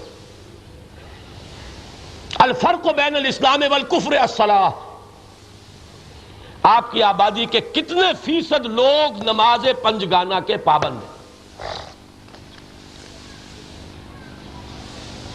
اب اس میں عوام کو بھی لیں، خواص کو بھی لیں، اور گلبرگ والوں کو بھی لیں، اور ماڈل ٹاؤن والوں کو بھی لیں، اور کہیں جھگیوں میں رہنے والوں کو بھی لیں، اور فٹ پاتھ پر رہنے والوں کو بھی لیں، جاگیرداروں کو بھی لیں، اور کسانوں کو بھی جا کے لے لیں. صرف عیدین ہے، شاید کچھ ہے، مردے کو دفنانا ہے، شادی کے موقع پر نکاح ہے. یہ چیزیں، یہ تو کسٹمز ہے، سوشل کسٹمز. دین کے ساتھ تعلق کے لیے تو اصل یارڈ سٹک نماز پنجگانہ. ذرا اندر آئیے، 15% ہوں گے وہ لوگ جو نماز کے پابند. ان میں سے 8% لوگ وہ ہیں، برا نہ مانے، ان میں سے ہو سکتا ہے کوئی اسی طرز کے صاحب یہاں بھی ہو، ان کا تصور مذہب، تصور اسلام محدود بھی ہے، مس شدہ بھی ہے، limited as well as perverted. Limited بئی معنی کہ نماز روزے سے آگے انہیں دین سے سروکار نہیں. پرورٹڈ اس معنی میں کہ بلیک مارکیٹنگ بھی ہوگی، اور سودی کاروبار بھی ہوگا، اور ریفل کا بھی ہوگا. تو وہ دھندا یہی، پیسہ تو انہی لوگوں کے پاس ہے. جوا بھی ہو، صرف ایک ڈوگما ہے، ایک عقیدے کی پوٹلی دماغ کے کسی ایک کونے میں رکھی ہوئی ہے. ان کی ریئل ویلیوز، ان کی اقدار زندگی کے اندر کیا چیز اہم ہے اور کیا اہم نہیں ہے، اس کا کوئی تعلق اس ایمان کے ساتھ نہیں. خواص تعلیم یافتہ لوگوں میں جو مذہبی لوگ ہیں، ڈرتا ہوں، لیکن مذہبی لوگوں کی عظیم اکثریت علماء سو پر مشتمل ہے. نہ ہوتی تو دین کا یہ حلیہ نہ بگڑتا. ان کا حال بھی یہ ہے کہ پیسہ ہی ہے اصل شے. وہاں بھی تنخواہوں کے چکر ہیں.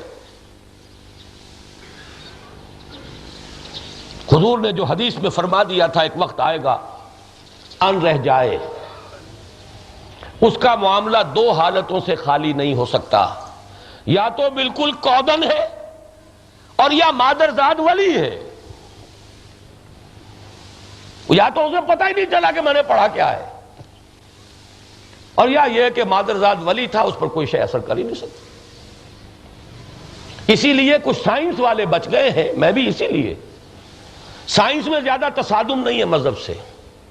مذہب کا تصادم ہوتا ہے ادب میں، کلچر میں، سوشولوجی میں، پولیٹیکل سائنس میں، فلسفی میں، سائیکالوجی میں، ہسٹری میں.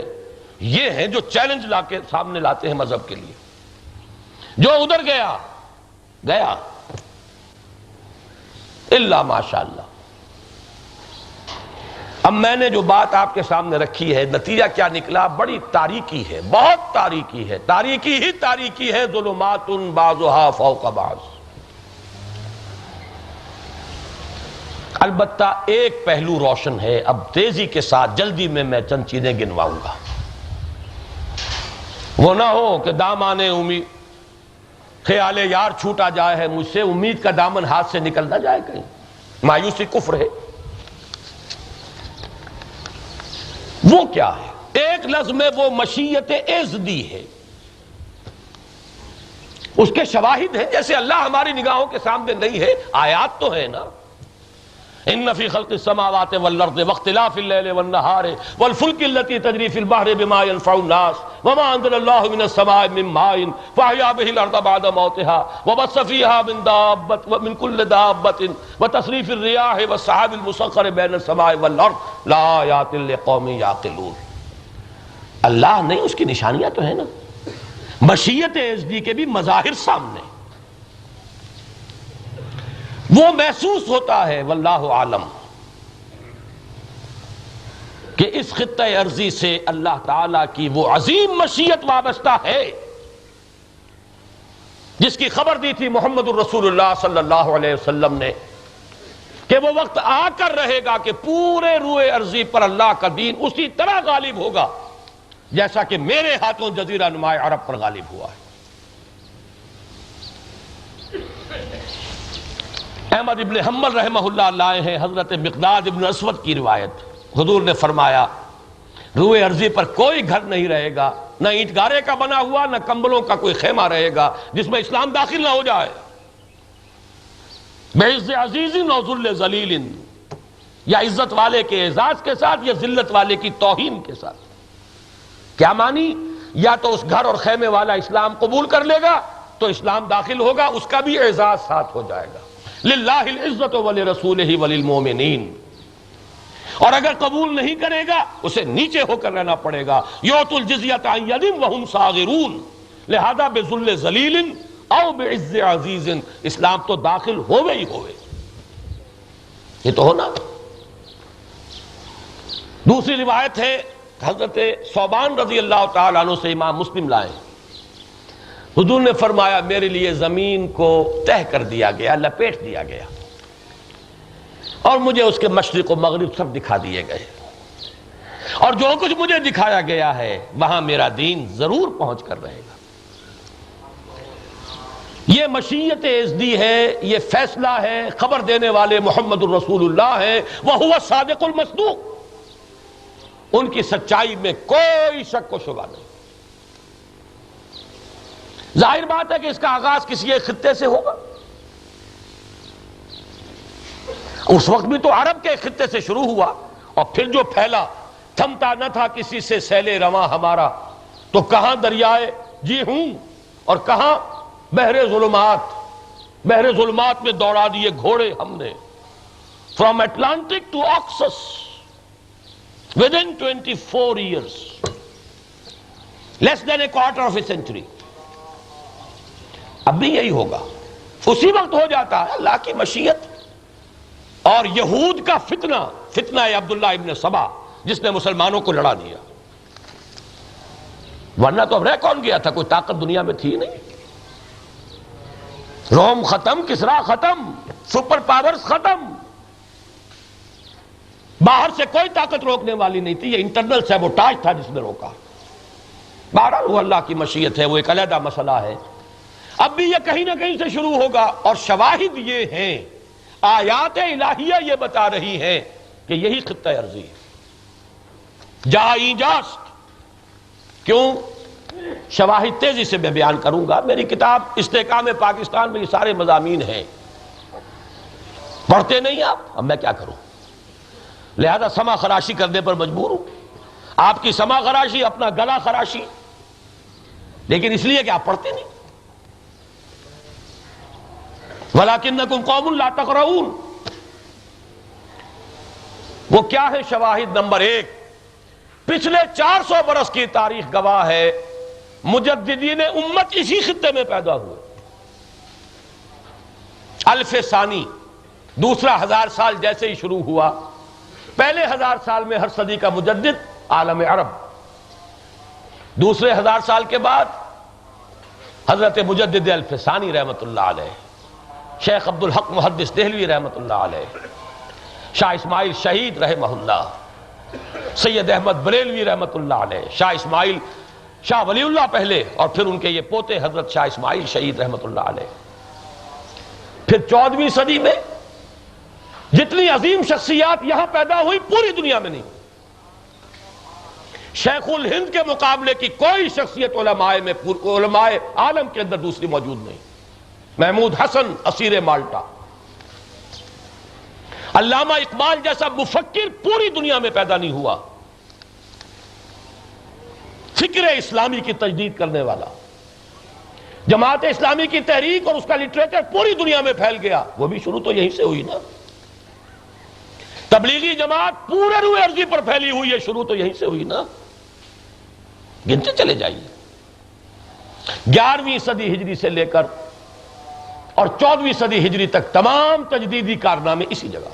صرف ایک شخص باہر نظر آتے ہیں، محمد ابن عبد الوہاب، اور ان کا معاملہ کنٹروورسیل ہے، خاص طور پہ بر عظیم پاک و ہند میں انگریزوں نے انہیں بہت بدنام کر دیا. لیکن یہ ہے کہ میں سمجھتا ہوں کہ ان کا کام اس اعتبار سے بہت عظیم تھا. مشرکانہ اوہام ختم کیے، رسومات و بدعات کا خاتمہ کیا. اگرچہ فلسفہ منطق اس میں ان کو کوئی درک نہیں تھی، اس پہلو سے وہ اعلیٰ سطح جو ہے فکر کی اس پر ان کا کوئی مقام نہیں، لیکن بہت بڑا کارنامہ. لیکن ان کو چھوڑ دیجئے تو پھر شیخ مجدد حاضر ہوا. میں شیخ مجدد کی لحد پر، وہاں سے شروع ہو جائیں. عبدالحق محدث دہلوی، شاہ ولی اللہ دہلوی، تحریک شہیدین جیسی تحریک جہاد، شیخ الہند، ابو الکلام آزاد جیسا داعی الی القرآن، علامہ اقبال جیسا فکر قرآنی کو پیش کرنے والا رومی ثانی، مولانا مودودی جیسا داعی اور تحریک اٹھانے والا، تنظیم بنا دینے والا، اور مولانا الیاس رحمہ اللہ جیسی یہ حرکت پیدا کر دینے والا. وہ حرکت جو تقوی، عبادات، اس کا ایک شغف پیدا کرتی ہے. آپ کو ان کی ٹکر کی کوئی تحریک پوری دنیا میں نظر نہیں آئی. اخوان ہے، لیکن اخوان نے بھی فکری طور پر جماعت اسلامی سے غذا حاصل کی. آگے چلیے. کچھ معجزے ہیں. سب سے بڑا معجزہ پاکستان کا قائم ہو جانا، کوئی حالات کے اعتبار سے کوئی ثابت نہیں کر سکتا کہ یہ حالات کا نتیجہ ہے. خاص طور پر جب قائد اعظم نے کیبنٹ مشن پلان کو مان لیا، گویا کہ آزاد پاکستان کے مطالبے سے خود مسلم لیگ دستبردار ہو گئی. اب تو پاکستان اللہ نے ٹھوسا ہے آپ پر کہ اب کہاں بھاگتے ہو؟ تم اسلام کے نام پر آزادی چاہتے تھے، ہم آزاد ملک دیں گے تمہیں. فَنَنْظُرَ كَيْفَ تَعْمَلُونَ، تاکہ پھر دیکھیں کہ تم کرتے کیا ہو. اگر پنڈت نہرو کا بیان نہ آتا تو کیبنٹ مشن پلان جو ہے اسی پر ایک مرکزی حکومت کے ساتھ 3 زون یہ ہندوستان وجود میں آ جاتا. مرکزی حکومت پھر کسی کو جانے دیتی ہے؟ بھارت نے کسی کو علیحدہ ہونے دیا آج تک؟ یہ تو ہم پر ٹھوسا ہے. forced upon us, but by whom? by Allah Almighty. کیوں؟ ہم نے کہا تھا ہمیں اسلام اس لیے چاہیے, ہمیں پاکستان اس لیے چاہیے. ہم پاکستان اس لیے چاہتے ہیں کہ عہد حاضر میں اسلام کے اصول حریت و اخوت و مساوات کا ایک نمونہ دکھا دیں, ایک پریکٹیکل ڈیمونسٹریشن کر دیں دنیا کے سامنے. یہ ہے نظام محمدی صلی اللہ علیہ وسلم. پھر حفاظت پاکستان معجزہ نہیں تو اور کیا ہے؟ عامر مطلق Ayub Khan joint defence scheme پیش کر رہا ہے اسی نہرو کے سامنے. کیا معنی تھے اس کے؟ ہم سے نہیں چلتا یہ ملک, ہمارا دفاع مشترک ہونا چاہیے. اب آپ کو معلوم ہے سب سے بڑا بجٹ کا حصہ دفاع پر جاتا ہے, تو اگر مشترک دفاع ہے تو مشترک بجٹنگ ہوگی کہ نہیں؟ پھر دفاع کا تعلق ہے فورن پالیسی سے. دفاع مشترک ہو, فورن پالیسی علیحدہ ہو سکتی ہے. گویا کہ ہم خود مستعفی ہو رہے تھے, ہاتھ جوڑ رہے تھے. ہم سے یہ آزادی جو ہے نہیں چلتی. میں بعد آیا محبت سے, اس وقت بھی وہی شخص ہے جس نے ٹھوکر لگائی ہے, اور نہرو نے کہا defence against common defence against whom, ٹھوکر مار. اسی لیے اندرا گاندھی نے کہا تھا ہمارے بابا جان تو صوفی تھے, انہیں سیاست نہیں آتی تھی. سیاست تو اس کو آتی تھی لنکا کی جنی کو جس نے کہ اس ملک کو 2 ٹکڑے کر کے رکھ دیا. اس کے باپ نے تو 2 مرحلے پر گویا کہ بالواسطہ تو نے اچھا ہی کیا, دوست سہارا نہ دیا, مجھ کو لغزش کی ضرورت تھی سنبھلنے کے لیے. 65 کی جنگ میں جو حفاظت ہوئی ہے معجزہ نہیں تو کیا ہے؟ بی بی سی کو بچوں کا کھیل تو نہیں ہے. فال آف لاہور دکھا دیا گیا, اتنا یقینی تھا.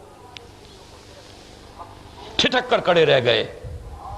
کیوں ٹھٹک کر کھڑے رہ گئے؟ کہیں انسرکل تو نہیں ہو کیے جا رہے ہم؟ کیا وجہ ہے؟ قرآن کہتا ہے سورہ انفال میں سَأُلْقِي فِي قُلُوبِ الَّذِينَ كَفَرُوا الرُّعْبَ, کافروں کے دل میں رعب ڈال دوں گا. اس کی عملی تفسیر ہے کہ نہیں؟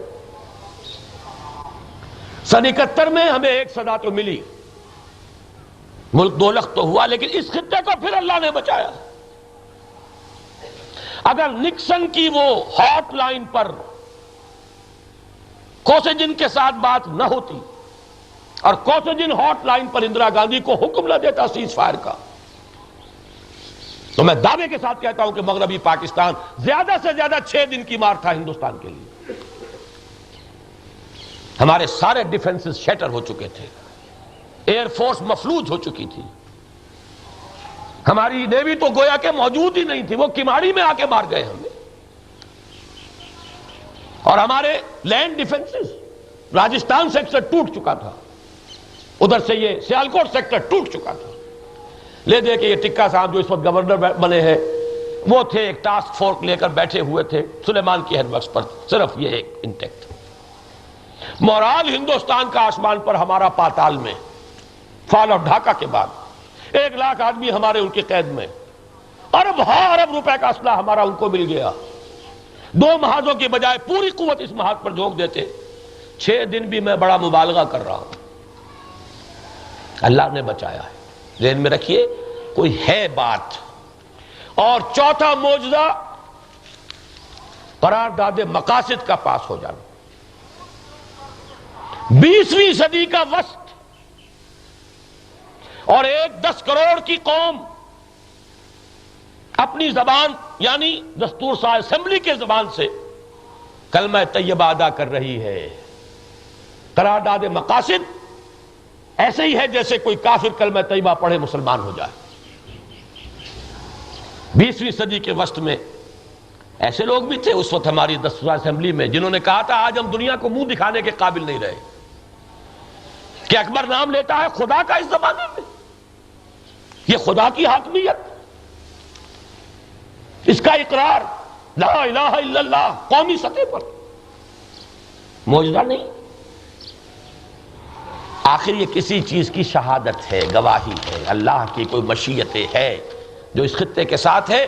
اگرچہ جیسے فرمایا گیا کہ انسان کا مقام جو ہے بین الخوف والرجا رہنا چاہیے، امید بھی ہو خوف بھی ہو۔ اپنے کرتوت دیکھیں تو خوف ہی خوف ہے، تاریکی ہی تاریکی ہے، لیکن اللہ کی رحیمی شان غفوری کو دیکھیں تو امید ہوتی ہے کہ وہ مردہ کو زندہ کرتا ہے، یخرج الحی من المیت و یخرج المیت من الحی، یہ اس کی شان ہے۔ حضرت عزیر نے دیکھا تھا کبھی 600 برس قبل یروشلم کو دیکھا تھا تباہ و برباد، کوئی 2 اینٹیں سلامت نہیں تھیں، ہیکل سلیمانی کی بنیادیں کھود دی گئی تھی، ایک متنفس نہیں اس شہر میں جس میں 12 لاکھ کی آبادی تھی۔ Can you imagine? 2500 سال پہلے 12 لاکھ کا شہر تھا، 6 لاکھ کو اس نے قتل کیا ہے اور 6 لاکھ کو لے گیا ہے ہانک کر بیبیلونیا، نبوکدنیزر دی کنگ آف بیبیلون۔ اب وہاں ایک متنفس بھی نہیں۔ اللہ کا ایک جلیل القدر پیغمبر دیکھتا ہے، انا یحیی ھذہ اللہ بعد موتھا، مایوسی کی کیفیت یہ ہے کہ اس کی زبان سے الفاظ نکلتے ہیں اللہ اس بستی کو اس طرح برباد ہونے کے بعد کیسے زندہ کرے گا؟ فاماتہ اللہ 100 عام، اللہ نے خود ان پر 100 برس کی نیند، 100 برس کی موت طاری کر دی۔ اس 100 برس کے عرصے میں انقلاب آ گیا، اب آنکھ کھلی ہے عزیر کی تو دیکھا شہر پھر آباد ہے، اس لیے کہ سائرس کے خورس نے، ذوالقرنین نے اب حملہ کیا تھا بیبیلونیا پر اور ان یہودیوں کو اجازت دے دی تھی جاؤ جا کے آباد کر لو اپنا شہر۔ شہر تعمیر ہو گیا، ہیکل دوبارہ تعمیر ہو گیا۔ اب یہ آئے اور انہوں نے تجدید ایمان کی دعوت، توبہ کی دعوت، لوگوں رجوع کرو اللہ کی جناب میں۔ پھر ایک حیات تازہ اس قوم کو مل گئی، پھر ایک عظیم مکہ بھی سلطنت قائم ہو گئی تاریخ میں کئی 100 برس تک۔ تو اللہ تعالیٰ کو قدرت حاصل ہے، اس کی مشیت کو دیکھیں، اس کے مظاہر کو دیکھیں تو معلوم ہوتا ہے کہ کچھ ہے۔ اسی شہر لاہور میں وہ دفن ہے، ملت کا سب سے بڑا ہدی خاں، اس صدی کا سب سے بڑا ہدی خاں، سب سے بڑا مفکر اسلام، ترجمان القرآن، عملی اعتبار سے بہت کمزور تھا، اللہ اس کی خطاؤں سے درگزر فرمائے، فکری اعتبار سے بہت بلند تھا۔ دوسرے جتنے اس دور کے لوگ ہیں معلوم ہوتا ہے سب کسی نہ کسی اعتبار سے خوشہ چین ہیں اقبال کے فکر کے، وہ بھی یہی ہے۔ اور طرابلس کے شہیدوں کا ہے لہو اس میں، بالاکوٹ کے شہیدوں کی امین، ان کے خون کی امین یہی سرزمین پاکستان ہے، بالاکوٹ میں جذب ہوا تھا وہ خون۔ لہذا ادھر یہ روشن پہلو جو ہے اس کو بھی اپنے سامنے رکھیے۔ اب میں چند منٹوں میں عرض کروں گا پسچے باید کرنا کیا چاہیے، کچھ کرنے سے ہوگا۔ 3 × 3 6 نکتے مجھے بیان کرنے، اصلاً سے نکاتی پروگرام ہے، طبعاً اس کے ساتھ موجودہ حالات میں 3 تجاویز ہیں عوامی سطح پر کرنے کا کام۔ 3 کام کرنے کے، نمبر 1 جہاد بالقرآن، ہماری اصل طاقت یہ قرآن ہے۔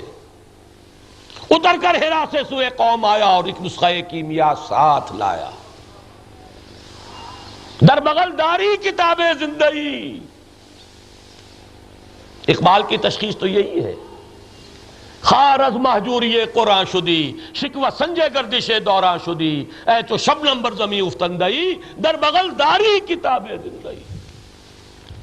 حضرت موسیٰ پر بھی وقتی طور پر خوف طاری ہو گیا تھا جب مقابلہ ہوا تھا جادوگروں سے، اور انہوں نے بھی رسیاں پھینکی، وہ بھی سانپ بن گئے۔ تو بربنائے طب بشری یہ خیال آیا کہ یہی تو میرا معجزہ تھا، میری لٹھیا جو ہے سانپ بنتی تھی وہی انہوں نے دکھا دیا، کیا ہوگا اب؟ کیا کہا گیا؟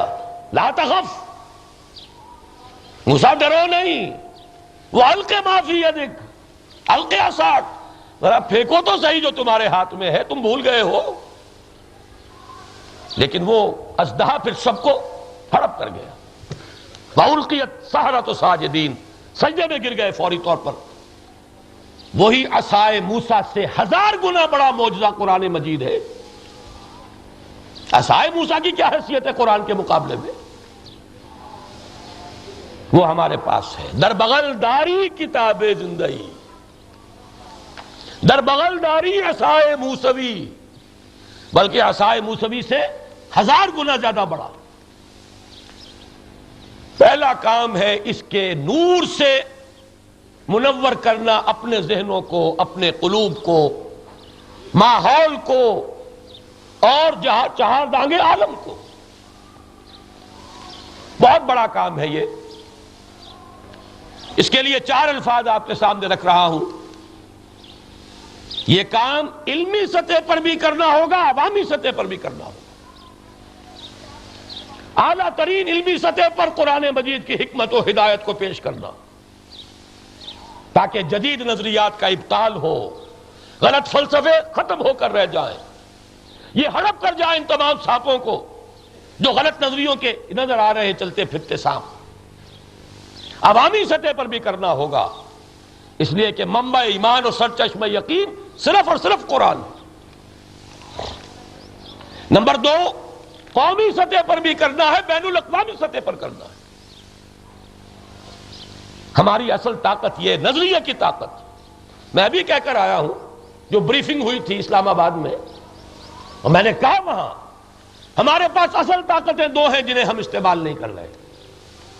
ہمارے پاس نظریے کی طاقت ہے، ایمان، اور ہمارے پاس ایک نظام کی طاقت ہے، نظام اسلام، نظام عدل اجتماعی۔ ان دونوں کو ہم نے چھپا کے رکھا ہوا ہے۔ گنتی ہم کرتے ہیں ہمارے پاس کتنے ڈویژن، ان کے پاس کتنے ڈویژن، ہمارے پاس کتنے سکواڈرن، ان کے پاس کتنے سکواڈرن۔ جو اصل طاقت ہے، اصل عصائے موسوی، اور اس سے بھی 1000 گنا بڑی طاقت، اس کی طرف توجہ نہیں۔ بہرحال چونکہ وقت ختم ہو رہا ہے، اس ضمن میں اللہ کا شکر ہے کہ اس موقع پر میری ایک کتاب آ گئی ہے، دعوت رجوع القرآن کا منظر اور پس منظر۔ میں نے اپنی زندگی کے 25 برس لگائے ہیں، الحمدللہ علی ذالک، فاما بنعمت ربک فحدث کے حکم کے تحت کہہ رہا ہوں۔ اپنے 25 برس لگائے، اپنی اولاد کو لگا دیا، الحمدللہ علی ذالک۔ اور گئے دن کے تنہا تھا میں انجمن میں، یہاں میرے رازداں اور بھی ہیں، کم سے کم 25 ایسے نوجوان تیار ہو چکے ہیں جو قرآن کو اسی علمی اور اعلیٰ سطح کے اوپر دلیل کے ساتھ پیش کر سکیں۔ ایک کرنے کا کام یہ ہے، اور کرنا ہے، ہزاروں اسرار پیدا ہو جائیں، اور اللہ پیدا کر سکتا ہے، اس سے کیا بعید ہے۔ پہلا کرنے کا کام یہ ہے، بنیادی یہی ہے، یہی جاری رکھنا ہے۔ مجھے ماڈل ٹاؤن کے اور اس کے قرب و جوار کے رہنے والوں سے شکوہ ہے، یہاں کا درس قرآن ہو تو شاید باغ سے چل کر لوگ یہاں پہنچ رہے ہوں، اور ماڈل ٹاؤن کے لوگ نہیں آئیں گے۔ 300-400 آدمی یہاں بیٹھا ہوتا ہے، جن میں بمشکل 10-15 جو ہوں گے وہ شاید ماڈل ٹاؤن کے ہوں۔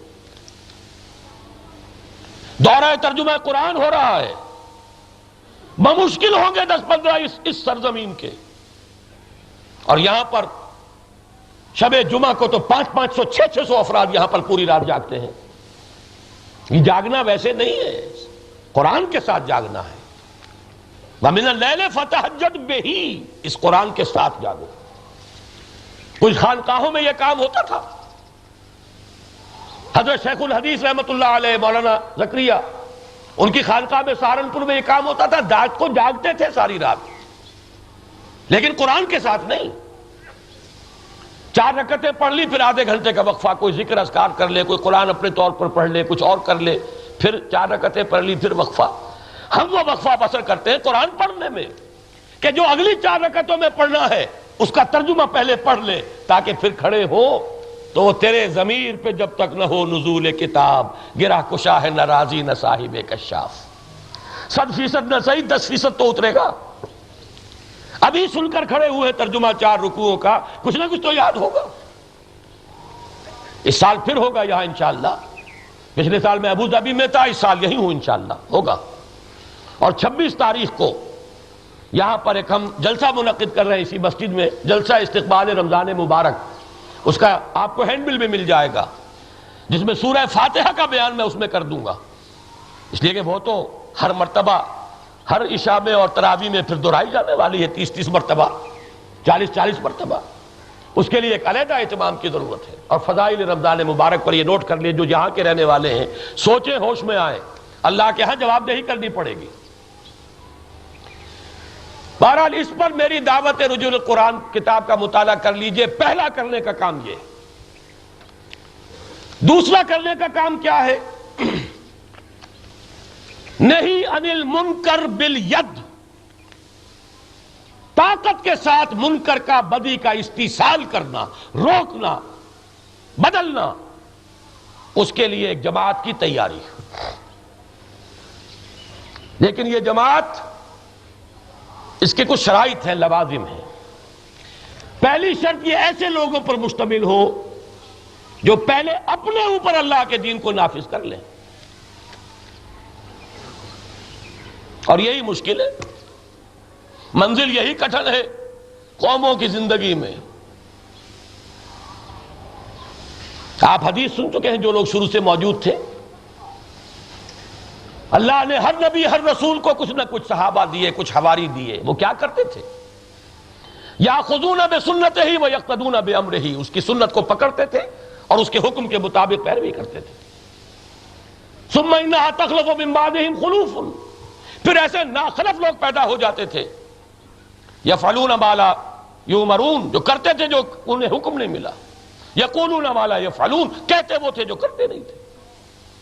فمن جاہدہم بیدہ فہو مومن ومن جاہدہم بلسانہ فہو مومن ومن جاہدہم بقلبہ جاہدہم بلسانہ فہو مومن ومن جاہدہم بقلبہ فہو مومن. جو ان کے ساتھ ہاتھ سے جہاد کرے وہ مومن, جو زبان سے جہاد کرے وہ مومن, اور جو اپنے دل سے جہاد کرے وہ مومن. ایسے لوگوں کی ایک جماعت. لیکن پہلے اپنے اوپر. نمبر 2, منظم ہو سموتات, غیر منظم بوب, کسی کا نہ سننے والا, ہر اپنی مرضی کا مالک, وہ موب ہوتا ہے, ہجوم ہوتا ہے. اس سے کوئی خیر وجود میں نہیں آتا. تخریب ہوتی ہے, تعمیر نہیں ہوتی. ایسی ایک جماعت. نہیں عن المنکر بالید, طاقت کے ساتھ برائیوں کا استئصال کرنے کے لیے ایک جماعت کی تیاری. تنظیم اسلامی کے عنوان سے ہم یہی کوشش کر رہے ہیں. اسی کا 15واں سالانہ اجتماع ہے جس کے ضمن میں یہ اجتماع منعقد ہو رہا ہے.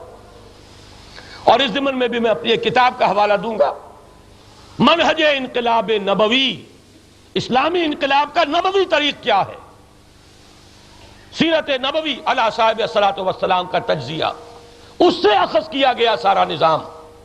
اس کتاب کا مطالعہ کیجیے. تیسرا کام, عوامی سطح پر ایک مطالبہ,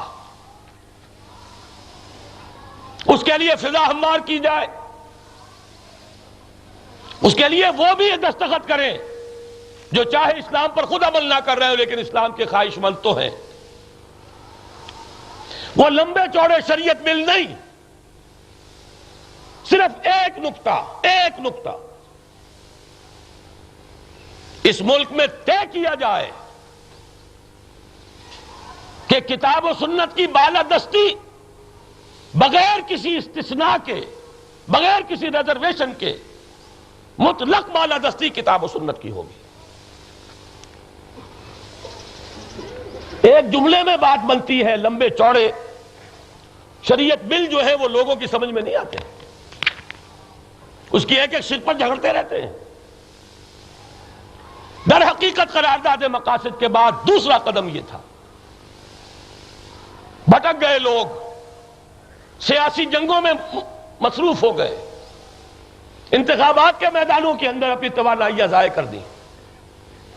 ضرورت یہ تھی کہ اگلا معاملہ طے کراتے، طے کرو دستور میں کتاب و سنت کی بالادستی۔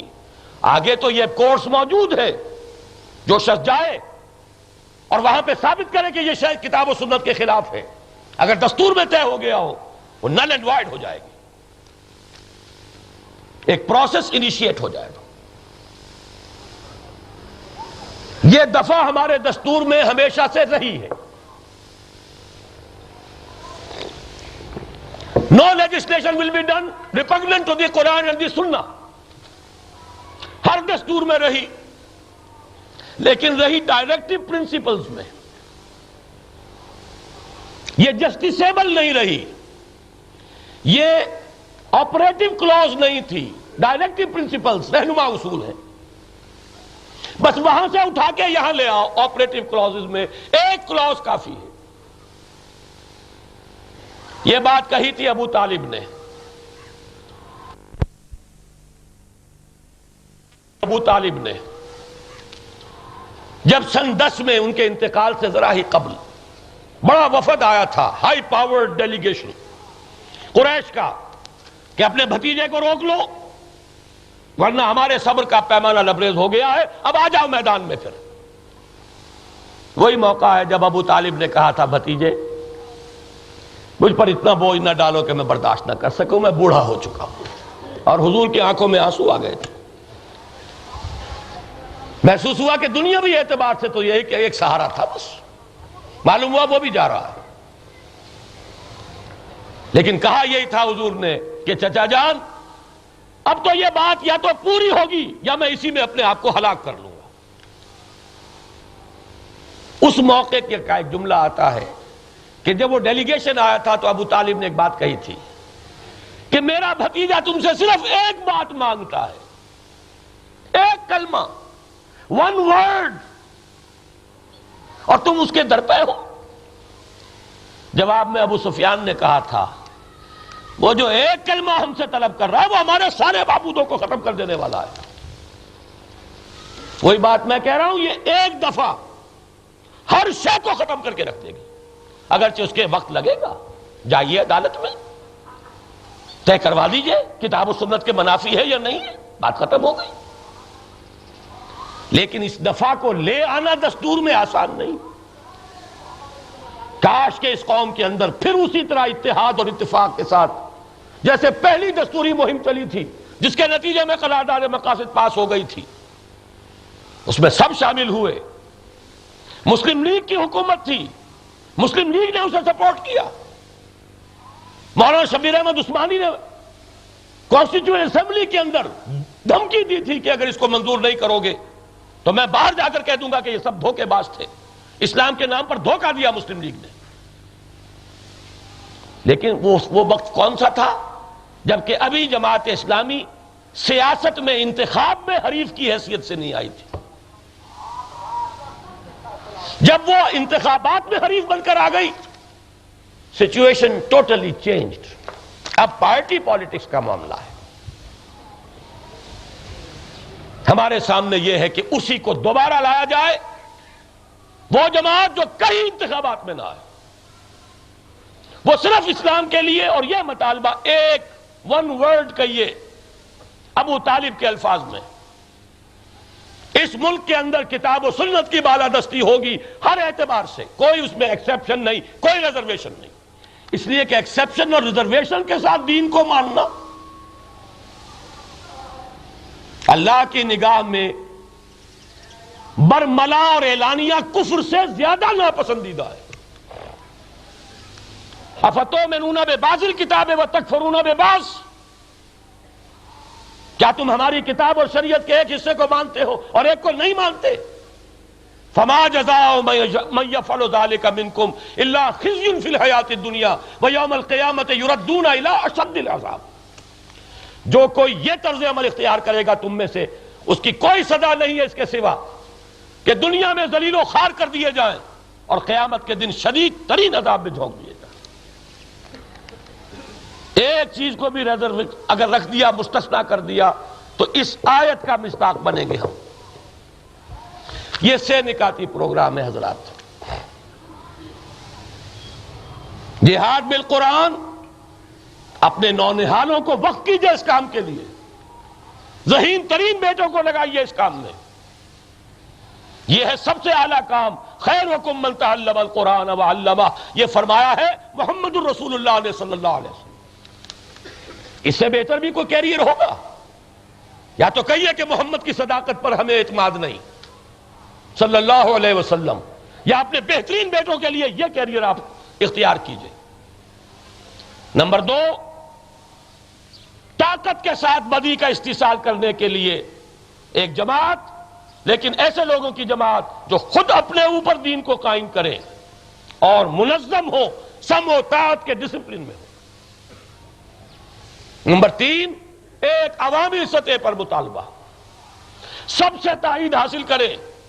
کتاب و سنت کی بالادستی صرف ایک دفعہ جو ہمیشہ سے رہی ہے، اسے totally without any reservation, without any exception اس کو آپریٹو کر دیا جائے۔ آگے عدالتوں کو اختیار دیجئے، سپریم کورٹ کو اختیار دیجئے، وہ طے کرے گی۔ اس کے ساتھ 3 باتیں عوامی ملکی سیاست کے حوالے سے، 3 مشورے۔ نمبر 1، اس ملک کی عافیت اگر درکار ہے، اس کا بقا اگر مطلوب ہے، اسلام کا گہوارہ بنانا ہے تو ملک تو پہلے چاہیے۔ تو جیسی بھی جمہوریت ہو، بری ہو، بھلی ہو، لنگڑی ہو، لولی ہو، ٹوٹی ہو، پھوٹی ہو، جمہوریت کو کلنگ کیجیے، مارشل لا نہیں۔ میں سمجھتا ہوں کہ شاید اس پوری دنیا کے اندر اس وقت شخصی اعتبار سے ضیاء الحق سے بہتر مارشل لا ایڈمنسٹریٹر نہیں مل سکتا، لیکن مارشل لا ایڈمنسٹریٹر تھا، تباہی آئی ہے۔ میں نے جب پہلی ملاقات ہوئی ہے 18 اگست 1980 کو، یہ کہا تھا سوسائیڈل ہے یہ آپ کا انتخابات نہ کرانا یہاں، سوسائیڈل۔ یہ تو اللہ نے بچایا ہے، ورنہ مشرقی پاکستان والا حادثہ سن 83 کے اندر ہو چکا ہوتا، کسر کیا رہ گئی تھی؟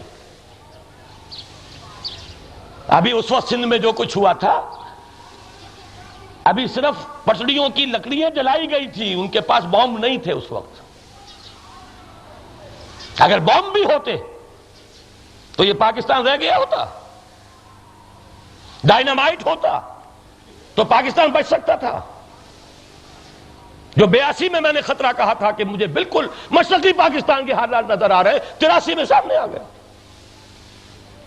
80 میں نے پہلے بات کہی سوسائیڈل ہے، 82 میں خط لکھ کر فارغ ہو گیا، جو چھپ بھی گیا، جنگ میں چھپ گیا تھا، کہ مجھے اندیشہ ہے کہ کہیں تاریخ میں یہ نہ لکھا جائے کہ 1947 میں وقت کی جو عظیم ترین مسلمان مملکت دنیا کے نقشے پر ظاہر ہوئی تھی، اسے پہلے دولت کیا ایک شرابی اور زانی ٹولے نے، اور اس کے مزید حصے بکھرے ہونے کا عمل ایک ایسے شخص کے ہاتھوں ہوا جو نمازی تھا اور پرہیزگار تھا۔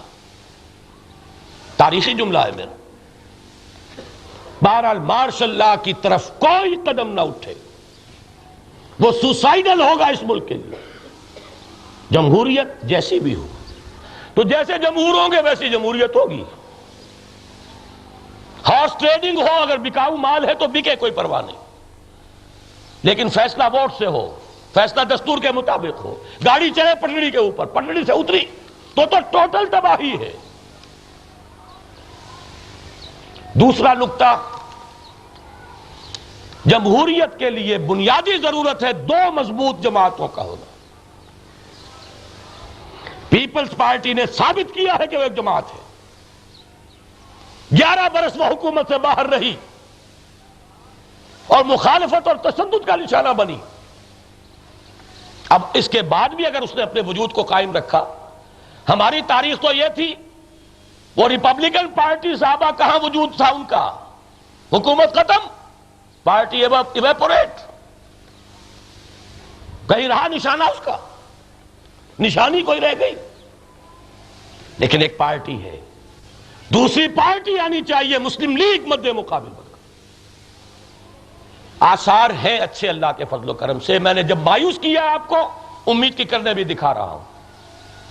جمہوریت کے چلنے کے بھی آثار نظر آ رہے ہیں، جیسے بھی چل رہی ہے، ہارس ٹریڈنگ سے چلے، جس طرح چلے، اسی طرح مسلم لیگ کے بھی آثار ہیں۔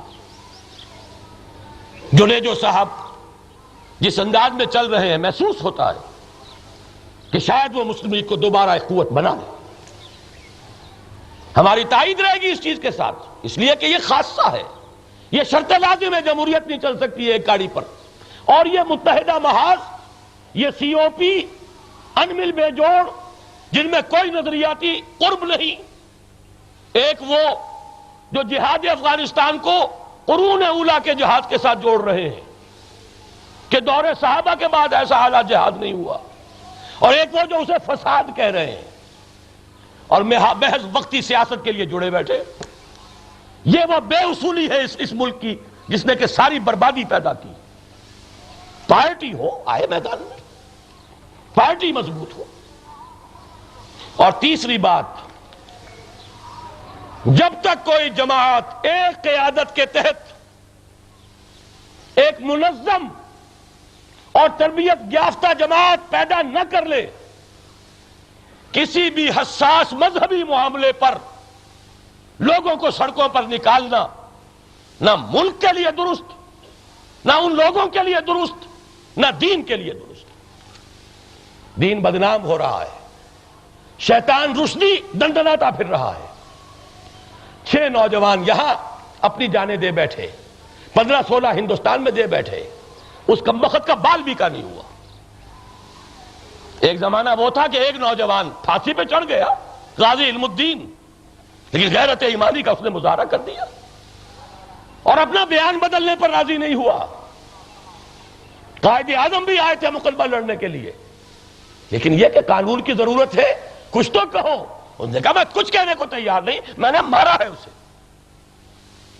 ایک نوجوان کا وہ جذبہ مسئلے کو حل کر گیا، اور یہاں سیاسی شعبدہ باز، ہارے ہوئے سیاستدان اپنی سیاست کی دکان چمکانے کے لیے مسئلے کو اٹھاتے ہیں، خود ان کا بال بیکا نہیں ہوتا، دوسرے گھروں کے چراغ گل ہو جاتے ہیں، بربادی آتی ہے دوسروں کے حق میں۔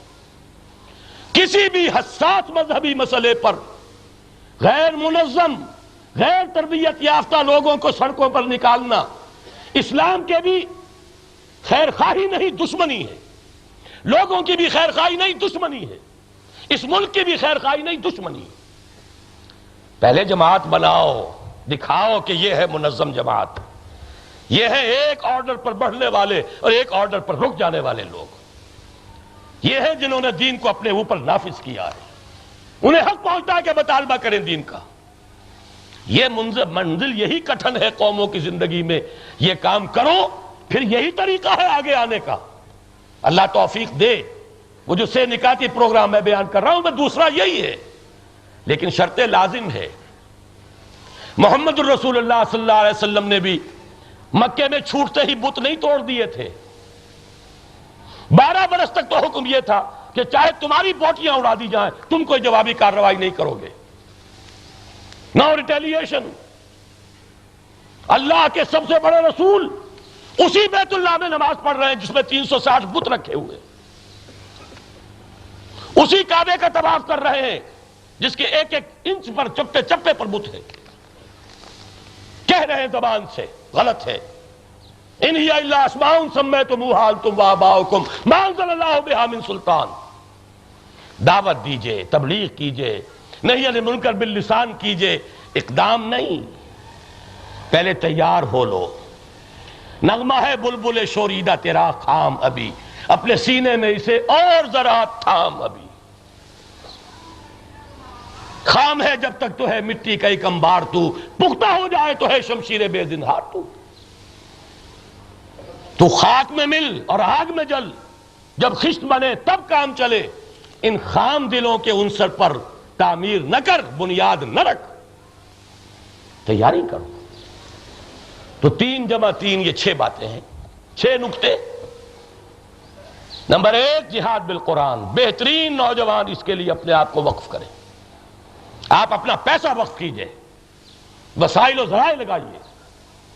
نمبر 2 ایک جماعت کی تیاری جو جان ہتھیلی پر رکھ کر میدان میں آ جائے، لیکن ان میں اوصاف ہونے چاہیے پہلے 6: التائبون العابدون الحامدون السائحون الراکعون الساجدون۔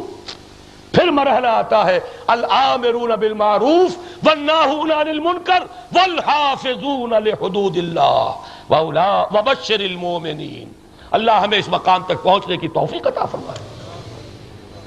نمبر 3 ایک مطالبہ، ون ورڈ، کتاب و سنت کی بالادستی، بغیر کسی ریزرویشن کے، بغیر کسی ایکسیپشن کے۔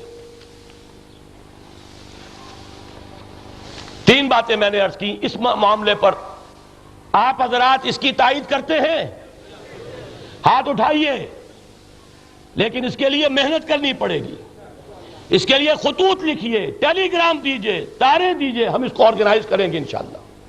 محضر ناموں پر دستخط کرائیے۔ کتاب و سنت کی بلا استثناء بالادستی کا فیصلہ، ایک جملہ، لمبے چوڑے بلوں کی ضرورت نہیں۔ اور اس اثناء میں جمہوریت کی تائید ہوگی۔ ہم کبھی جمہوریت کی بحالی کی تحریک میں شامل نہیں ہوئے، اس لیے کہ یہ جماعت کون بنائے گا پھر؟ لیکن تائید جمہوریت کی ہوگی، ماشاء اللہ کی نہیں۔ نمبر 2 پارٹی کا مقابلہ پارٹی کرے۔ یہ متحدہ محاذ المل بھی جوڑ، میڈکوں کی پسیری، کوئی خیر اس سے وجود میں نہیں آیا، نہ آ سکتا ہے۔ نمبر 3 کسی حساس مذہبی مسئلے پر غیر منظم، غیر تربیت یافتہ لوگوں کو سڑکوں پر نہ لایا جائے۔ میں آپ حضرات کا بہت مشکور اور ممنون ہوں، آپ نے میری بات توجہ سے سنی ہے۔ اللہ تعالیٰ مجھے بھی اور آپ کو بھی ان تمام امور پر عمل پیرا ہونے کی توفیق عطا فرمائے۔ اقول قولی ھذا واستغفر اللہ لی ولکم ولسائر المسلمین والمسلمات۔ اب اذان اول پہلے ہو جائے گی، لیکن یہ کہ 15 منٹ کا وقفہ دیا جائے گا۔ جن حضرات کو وضو وغیرہ کرنا وضو کر لیں، اوپر کا ہال بھی کھل جائے گا اور یہ مسجد کا ہال بھی، لوگ اندر آ جائیں۔ باقی جو باہر صفیں بچھی ہوئی انشاءاللہ پورا مجمع جو ہے اس میں صحیح طور پر باجماعت نماز ادا کر لے گا۔ نیچے ذرا تھوڑا رک جائے، ساؤنڈ سسٹم سیٹ کریں۔ 2 منٹ ذرا نیچے کے حال سے رک جائیے، ساؤنڈ سسٹم کو ذرا سیٹ کرنا ہے۔ اوپر چلیں، اوپر نیچے سے بڑا ہال ہے۔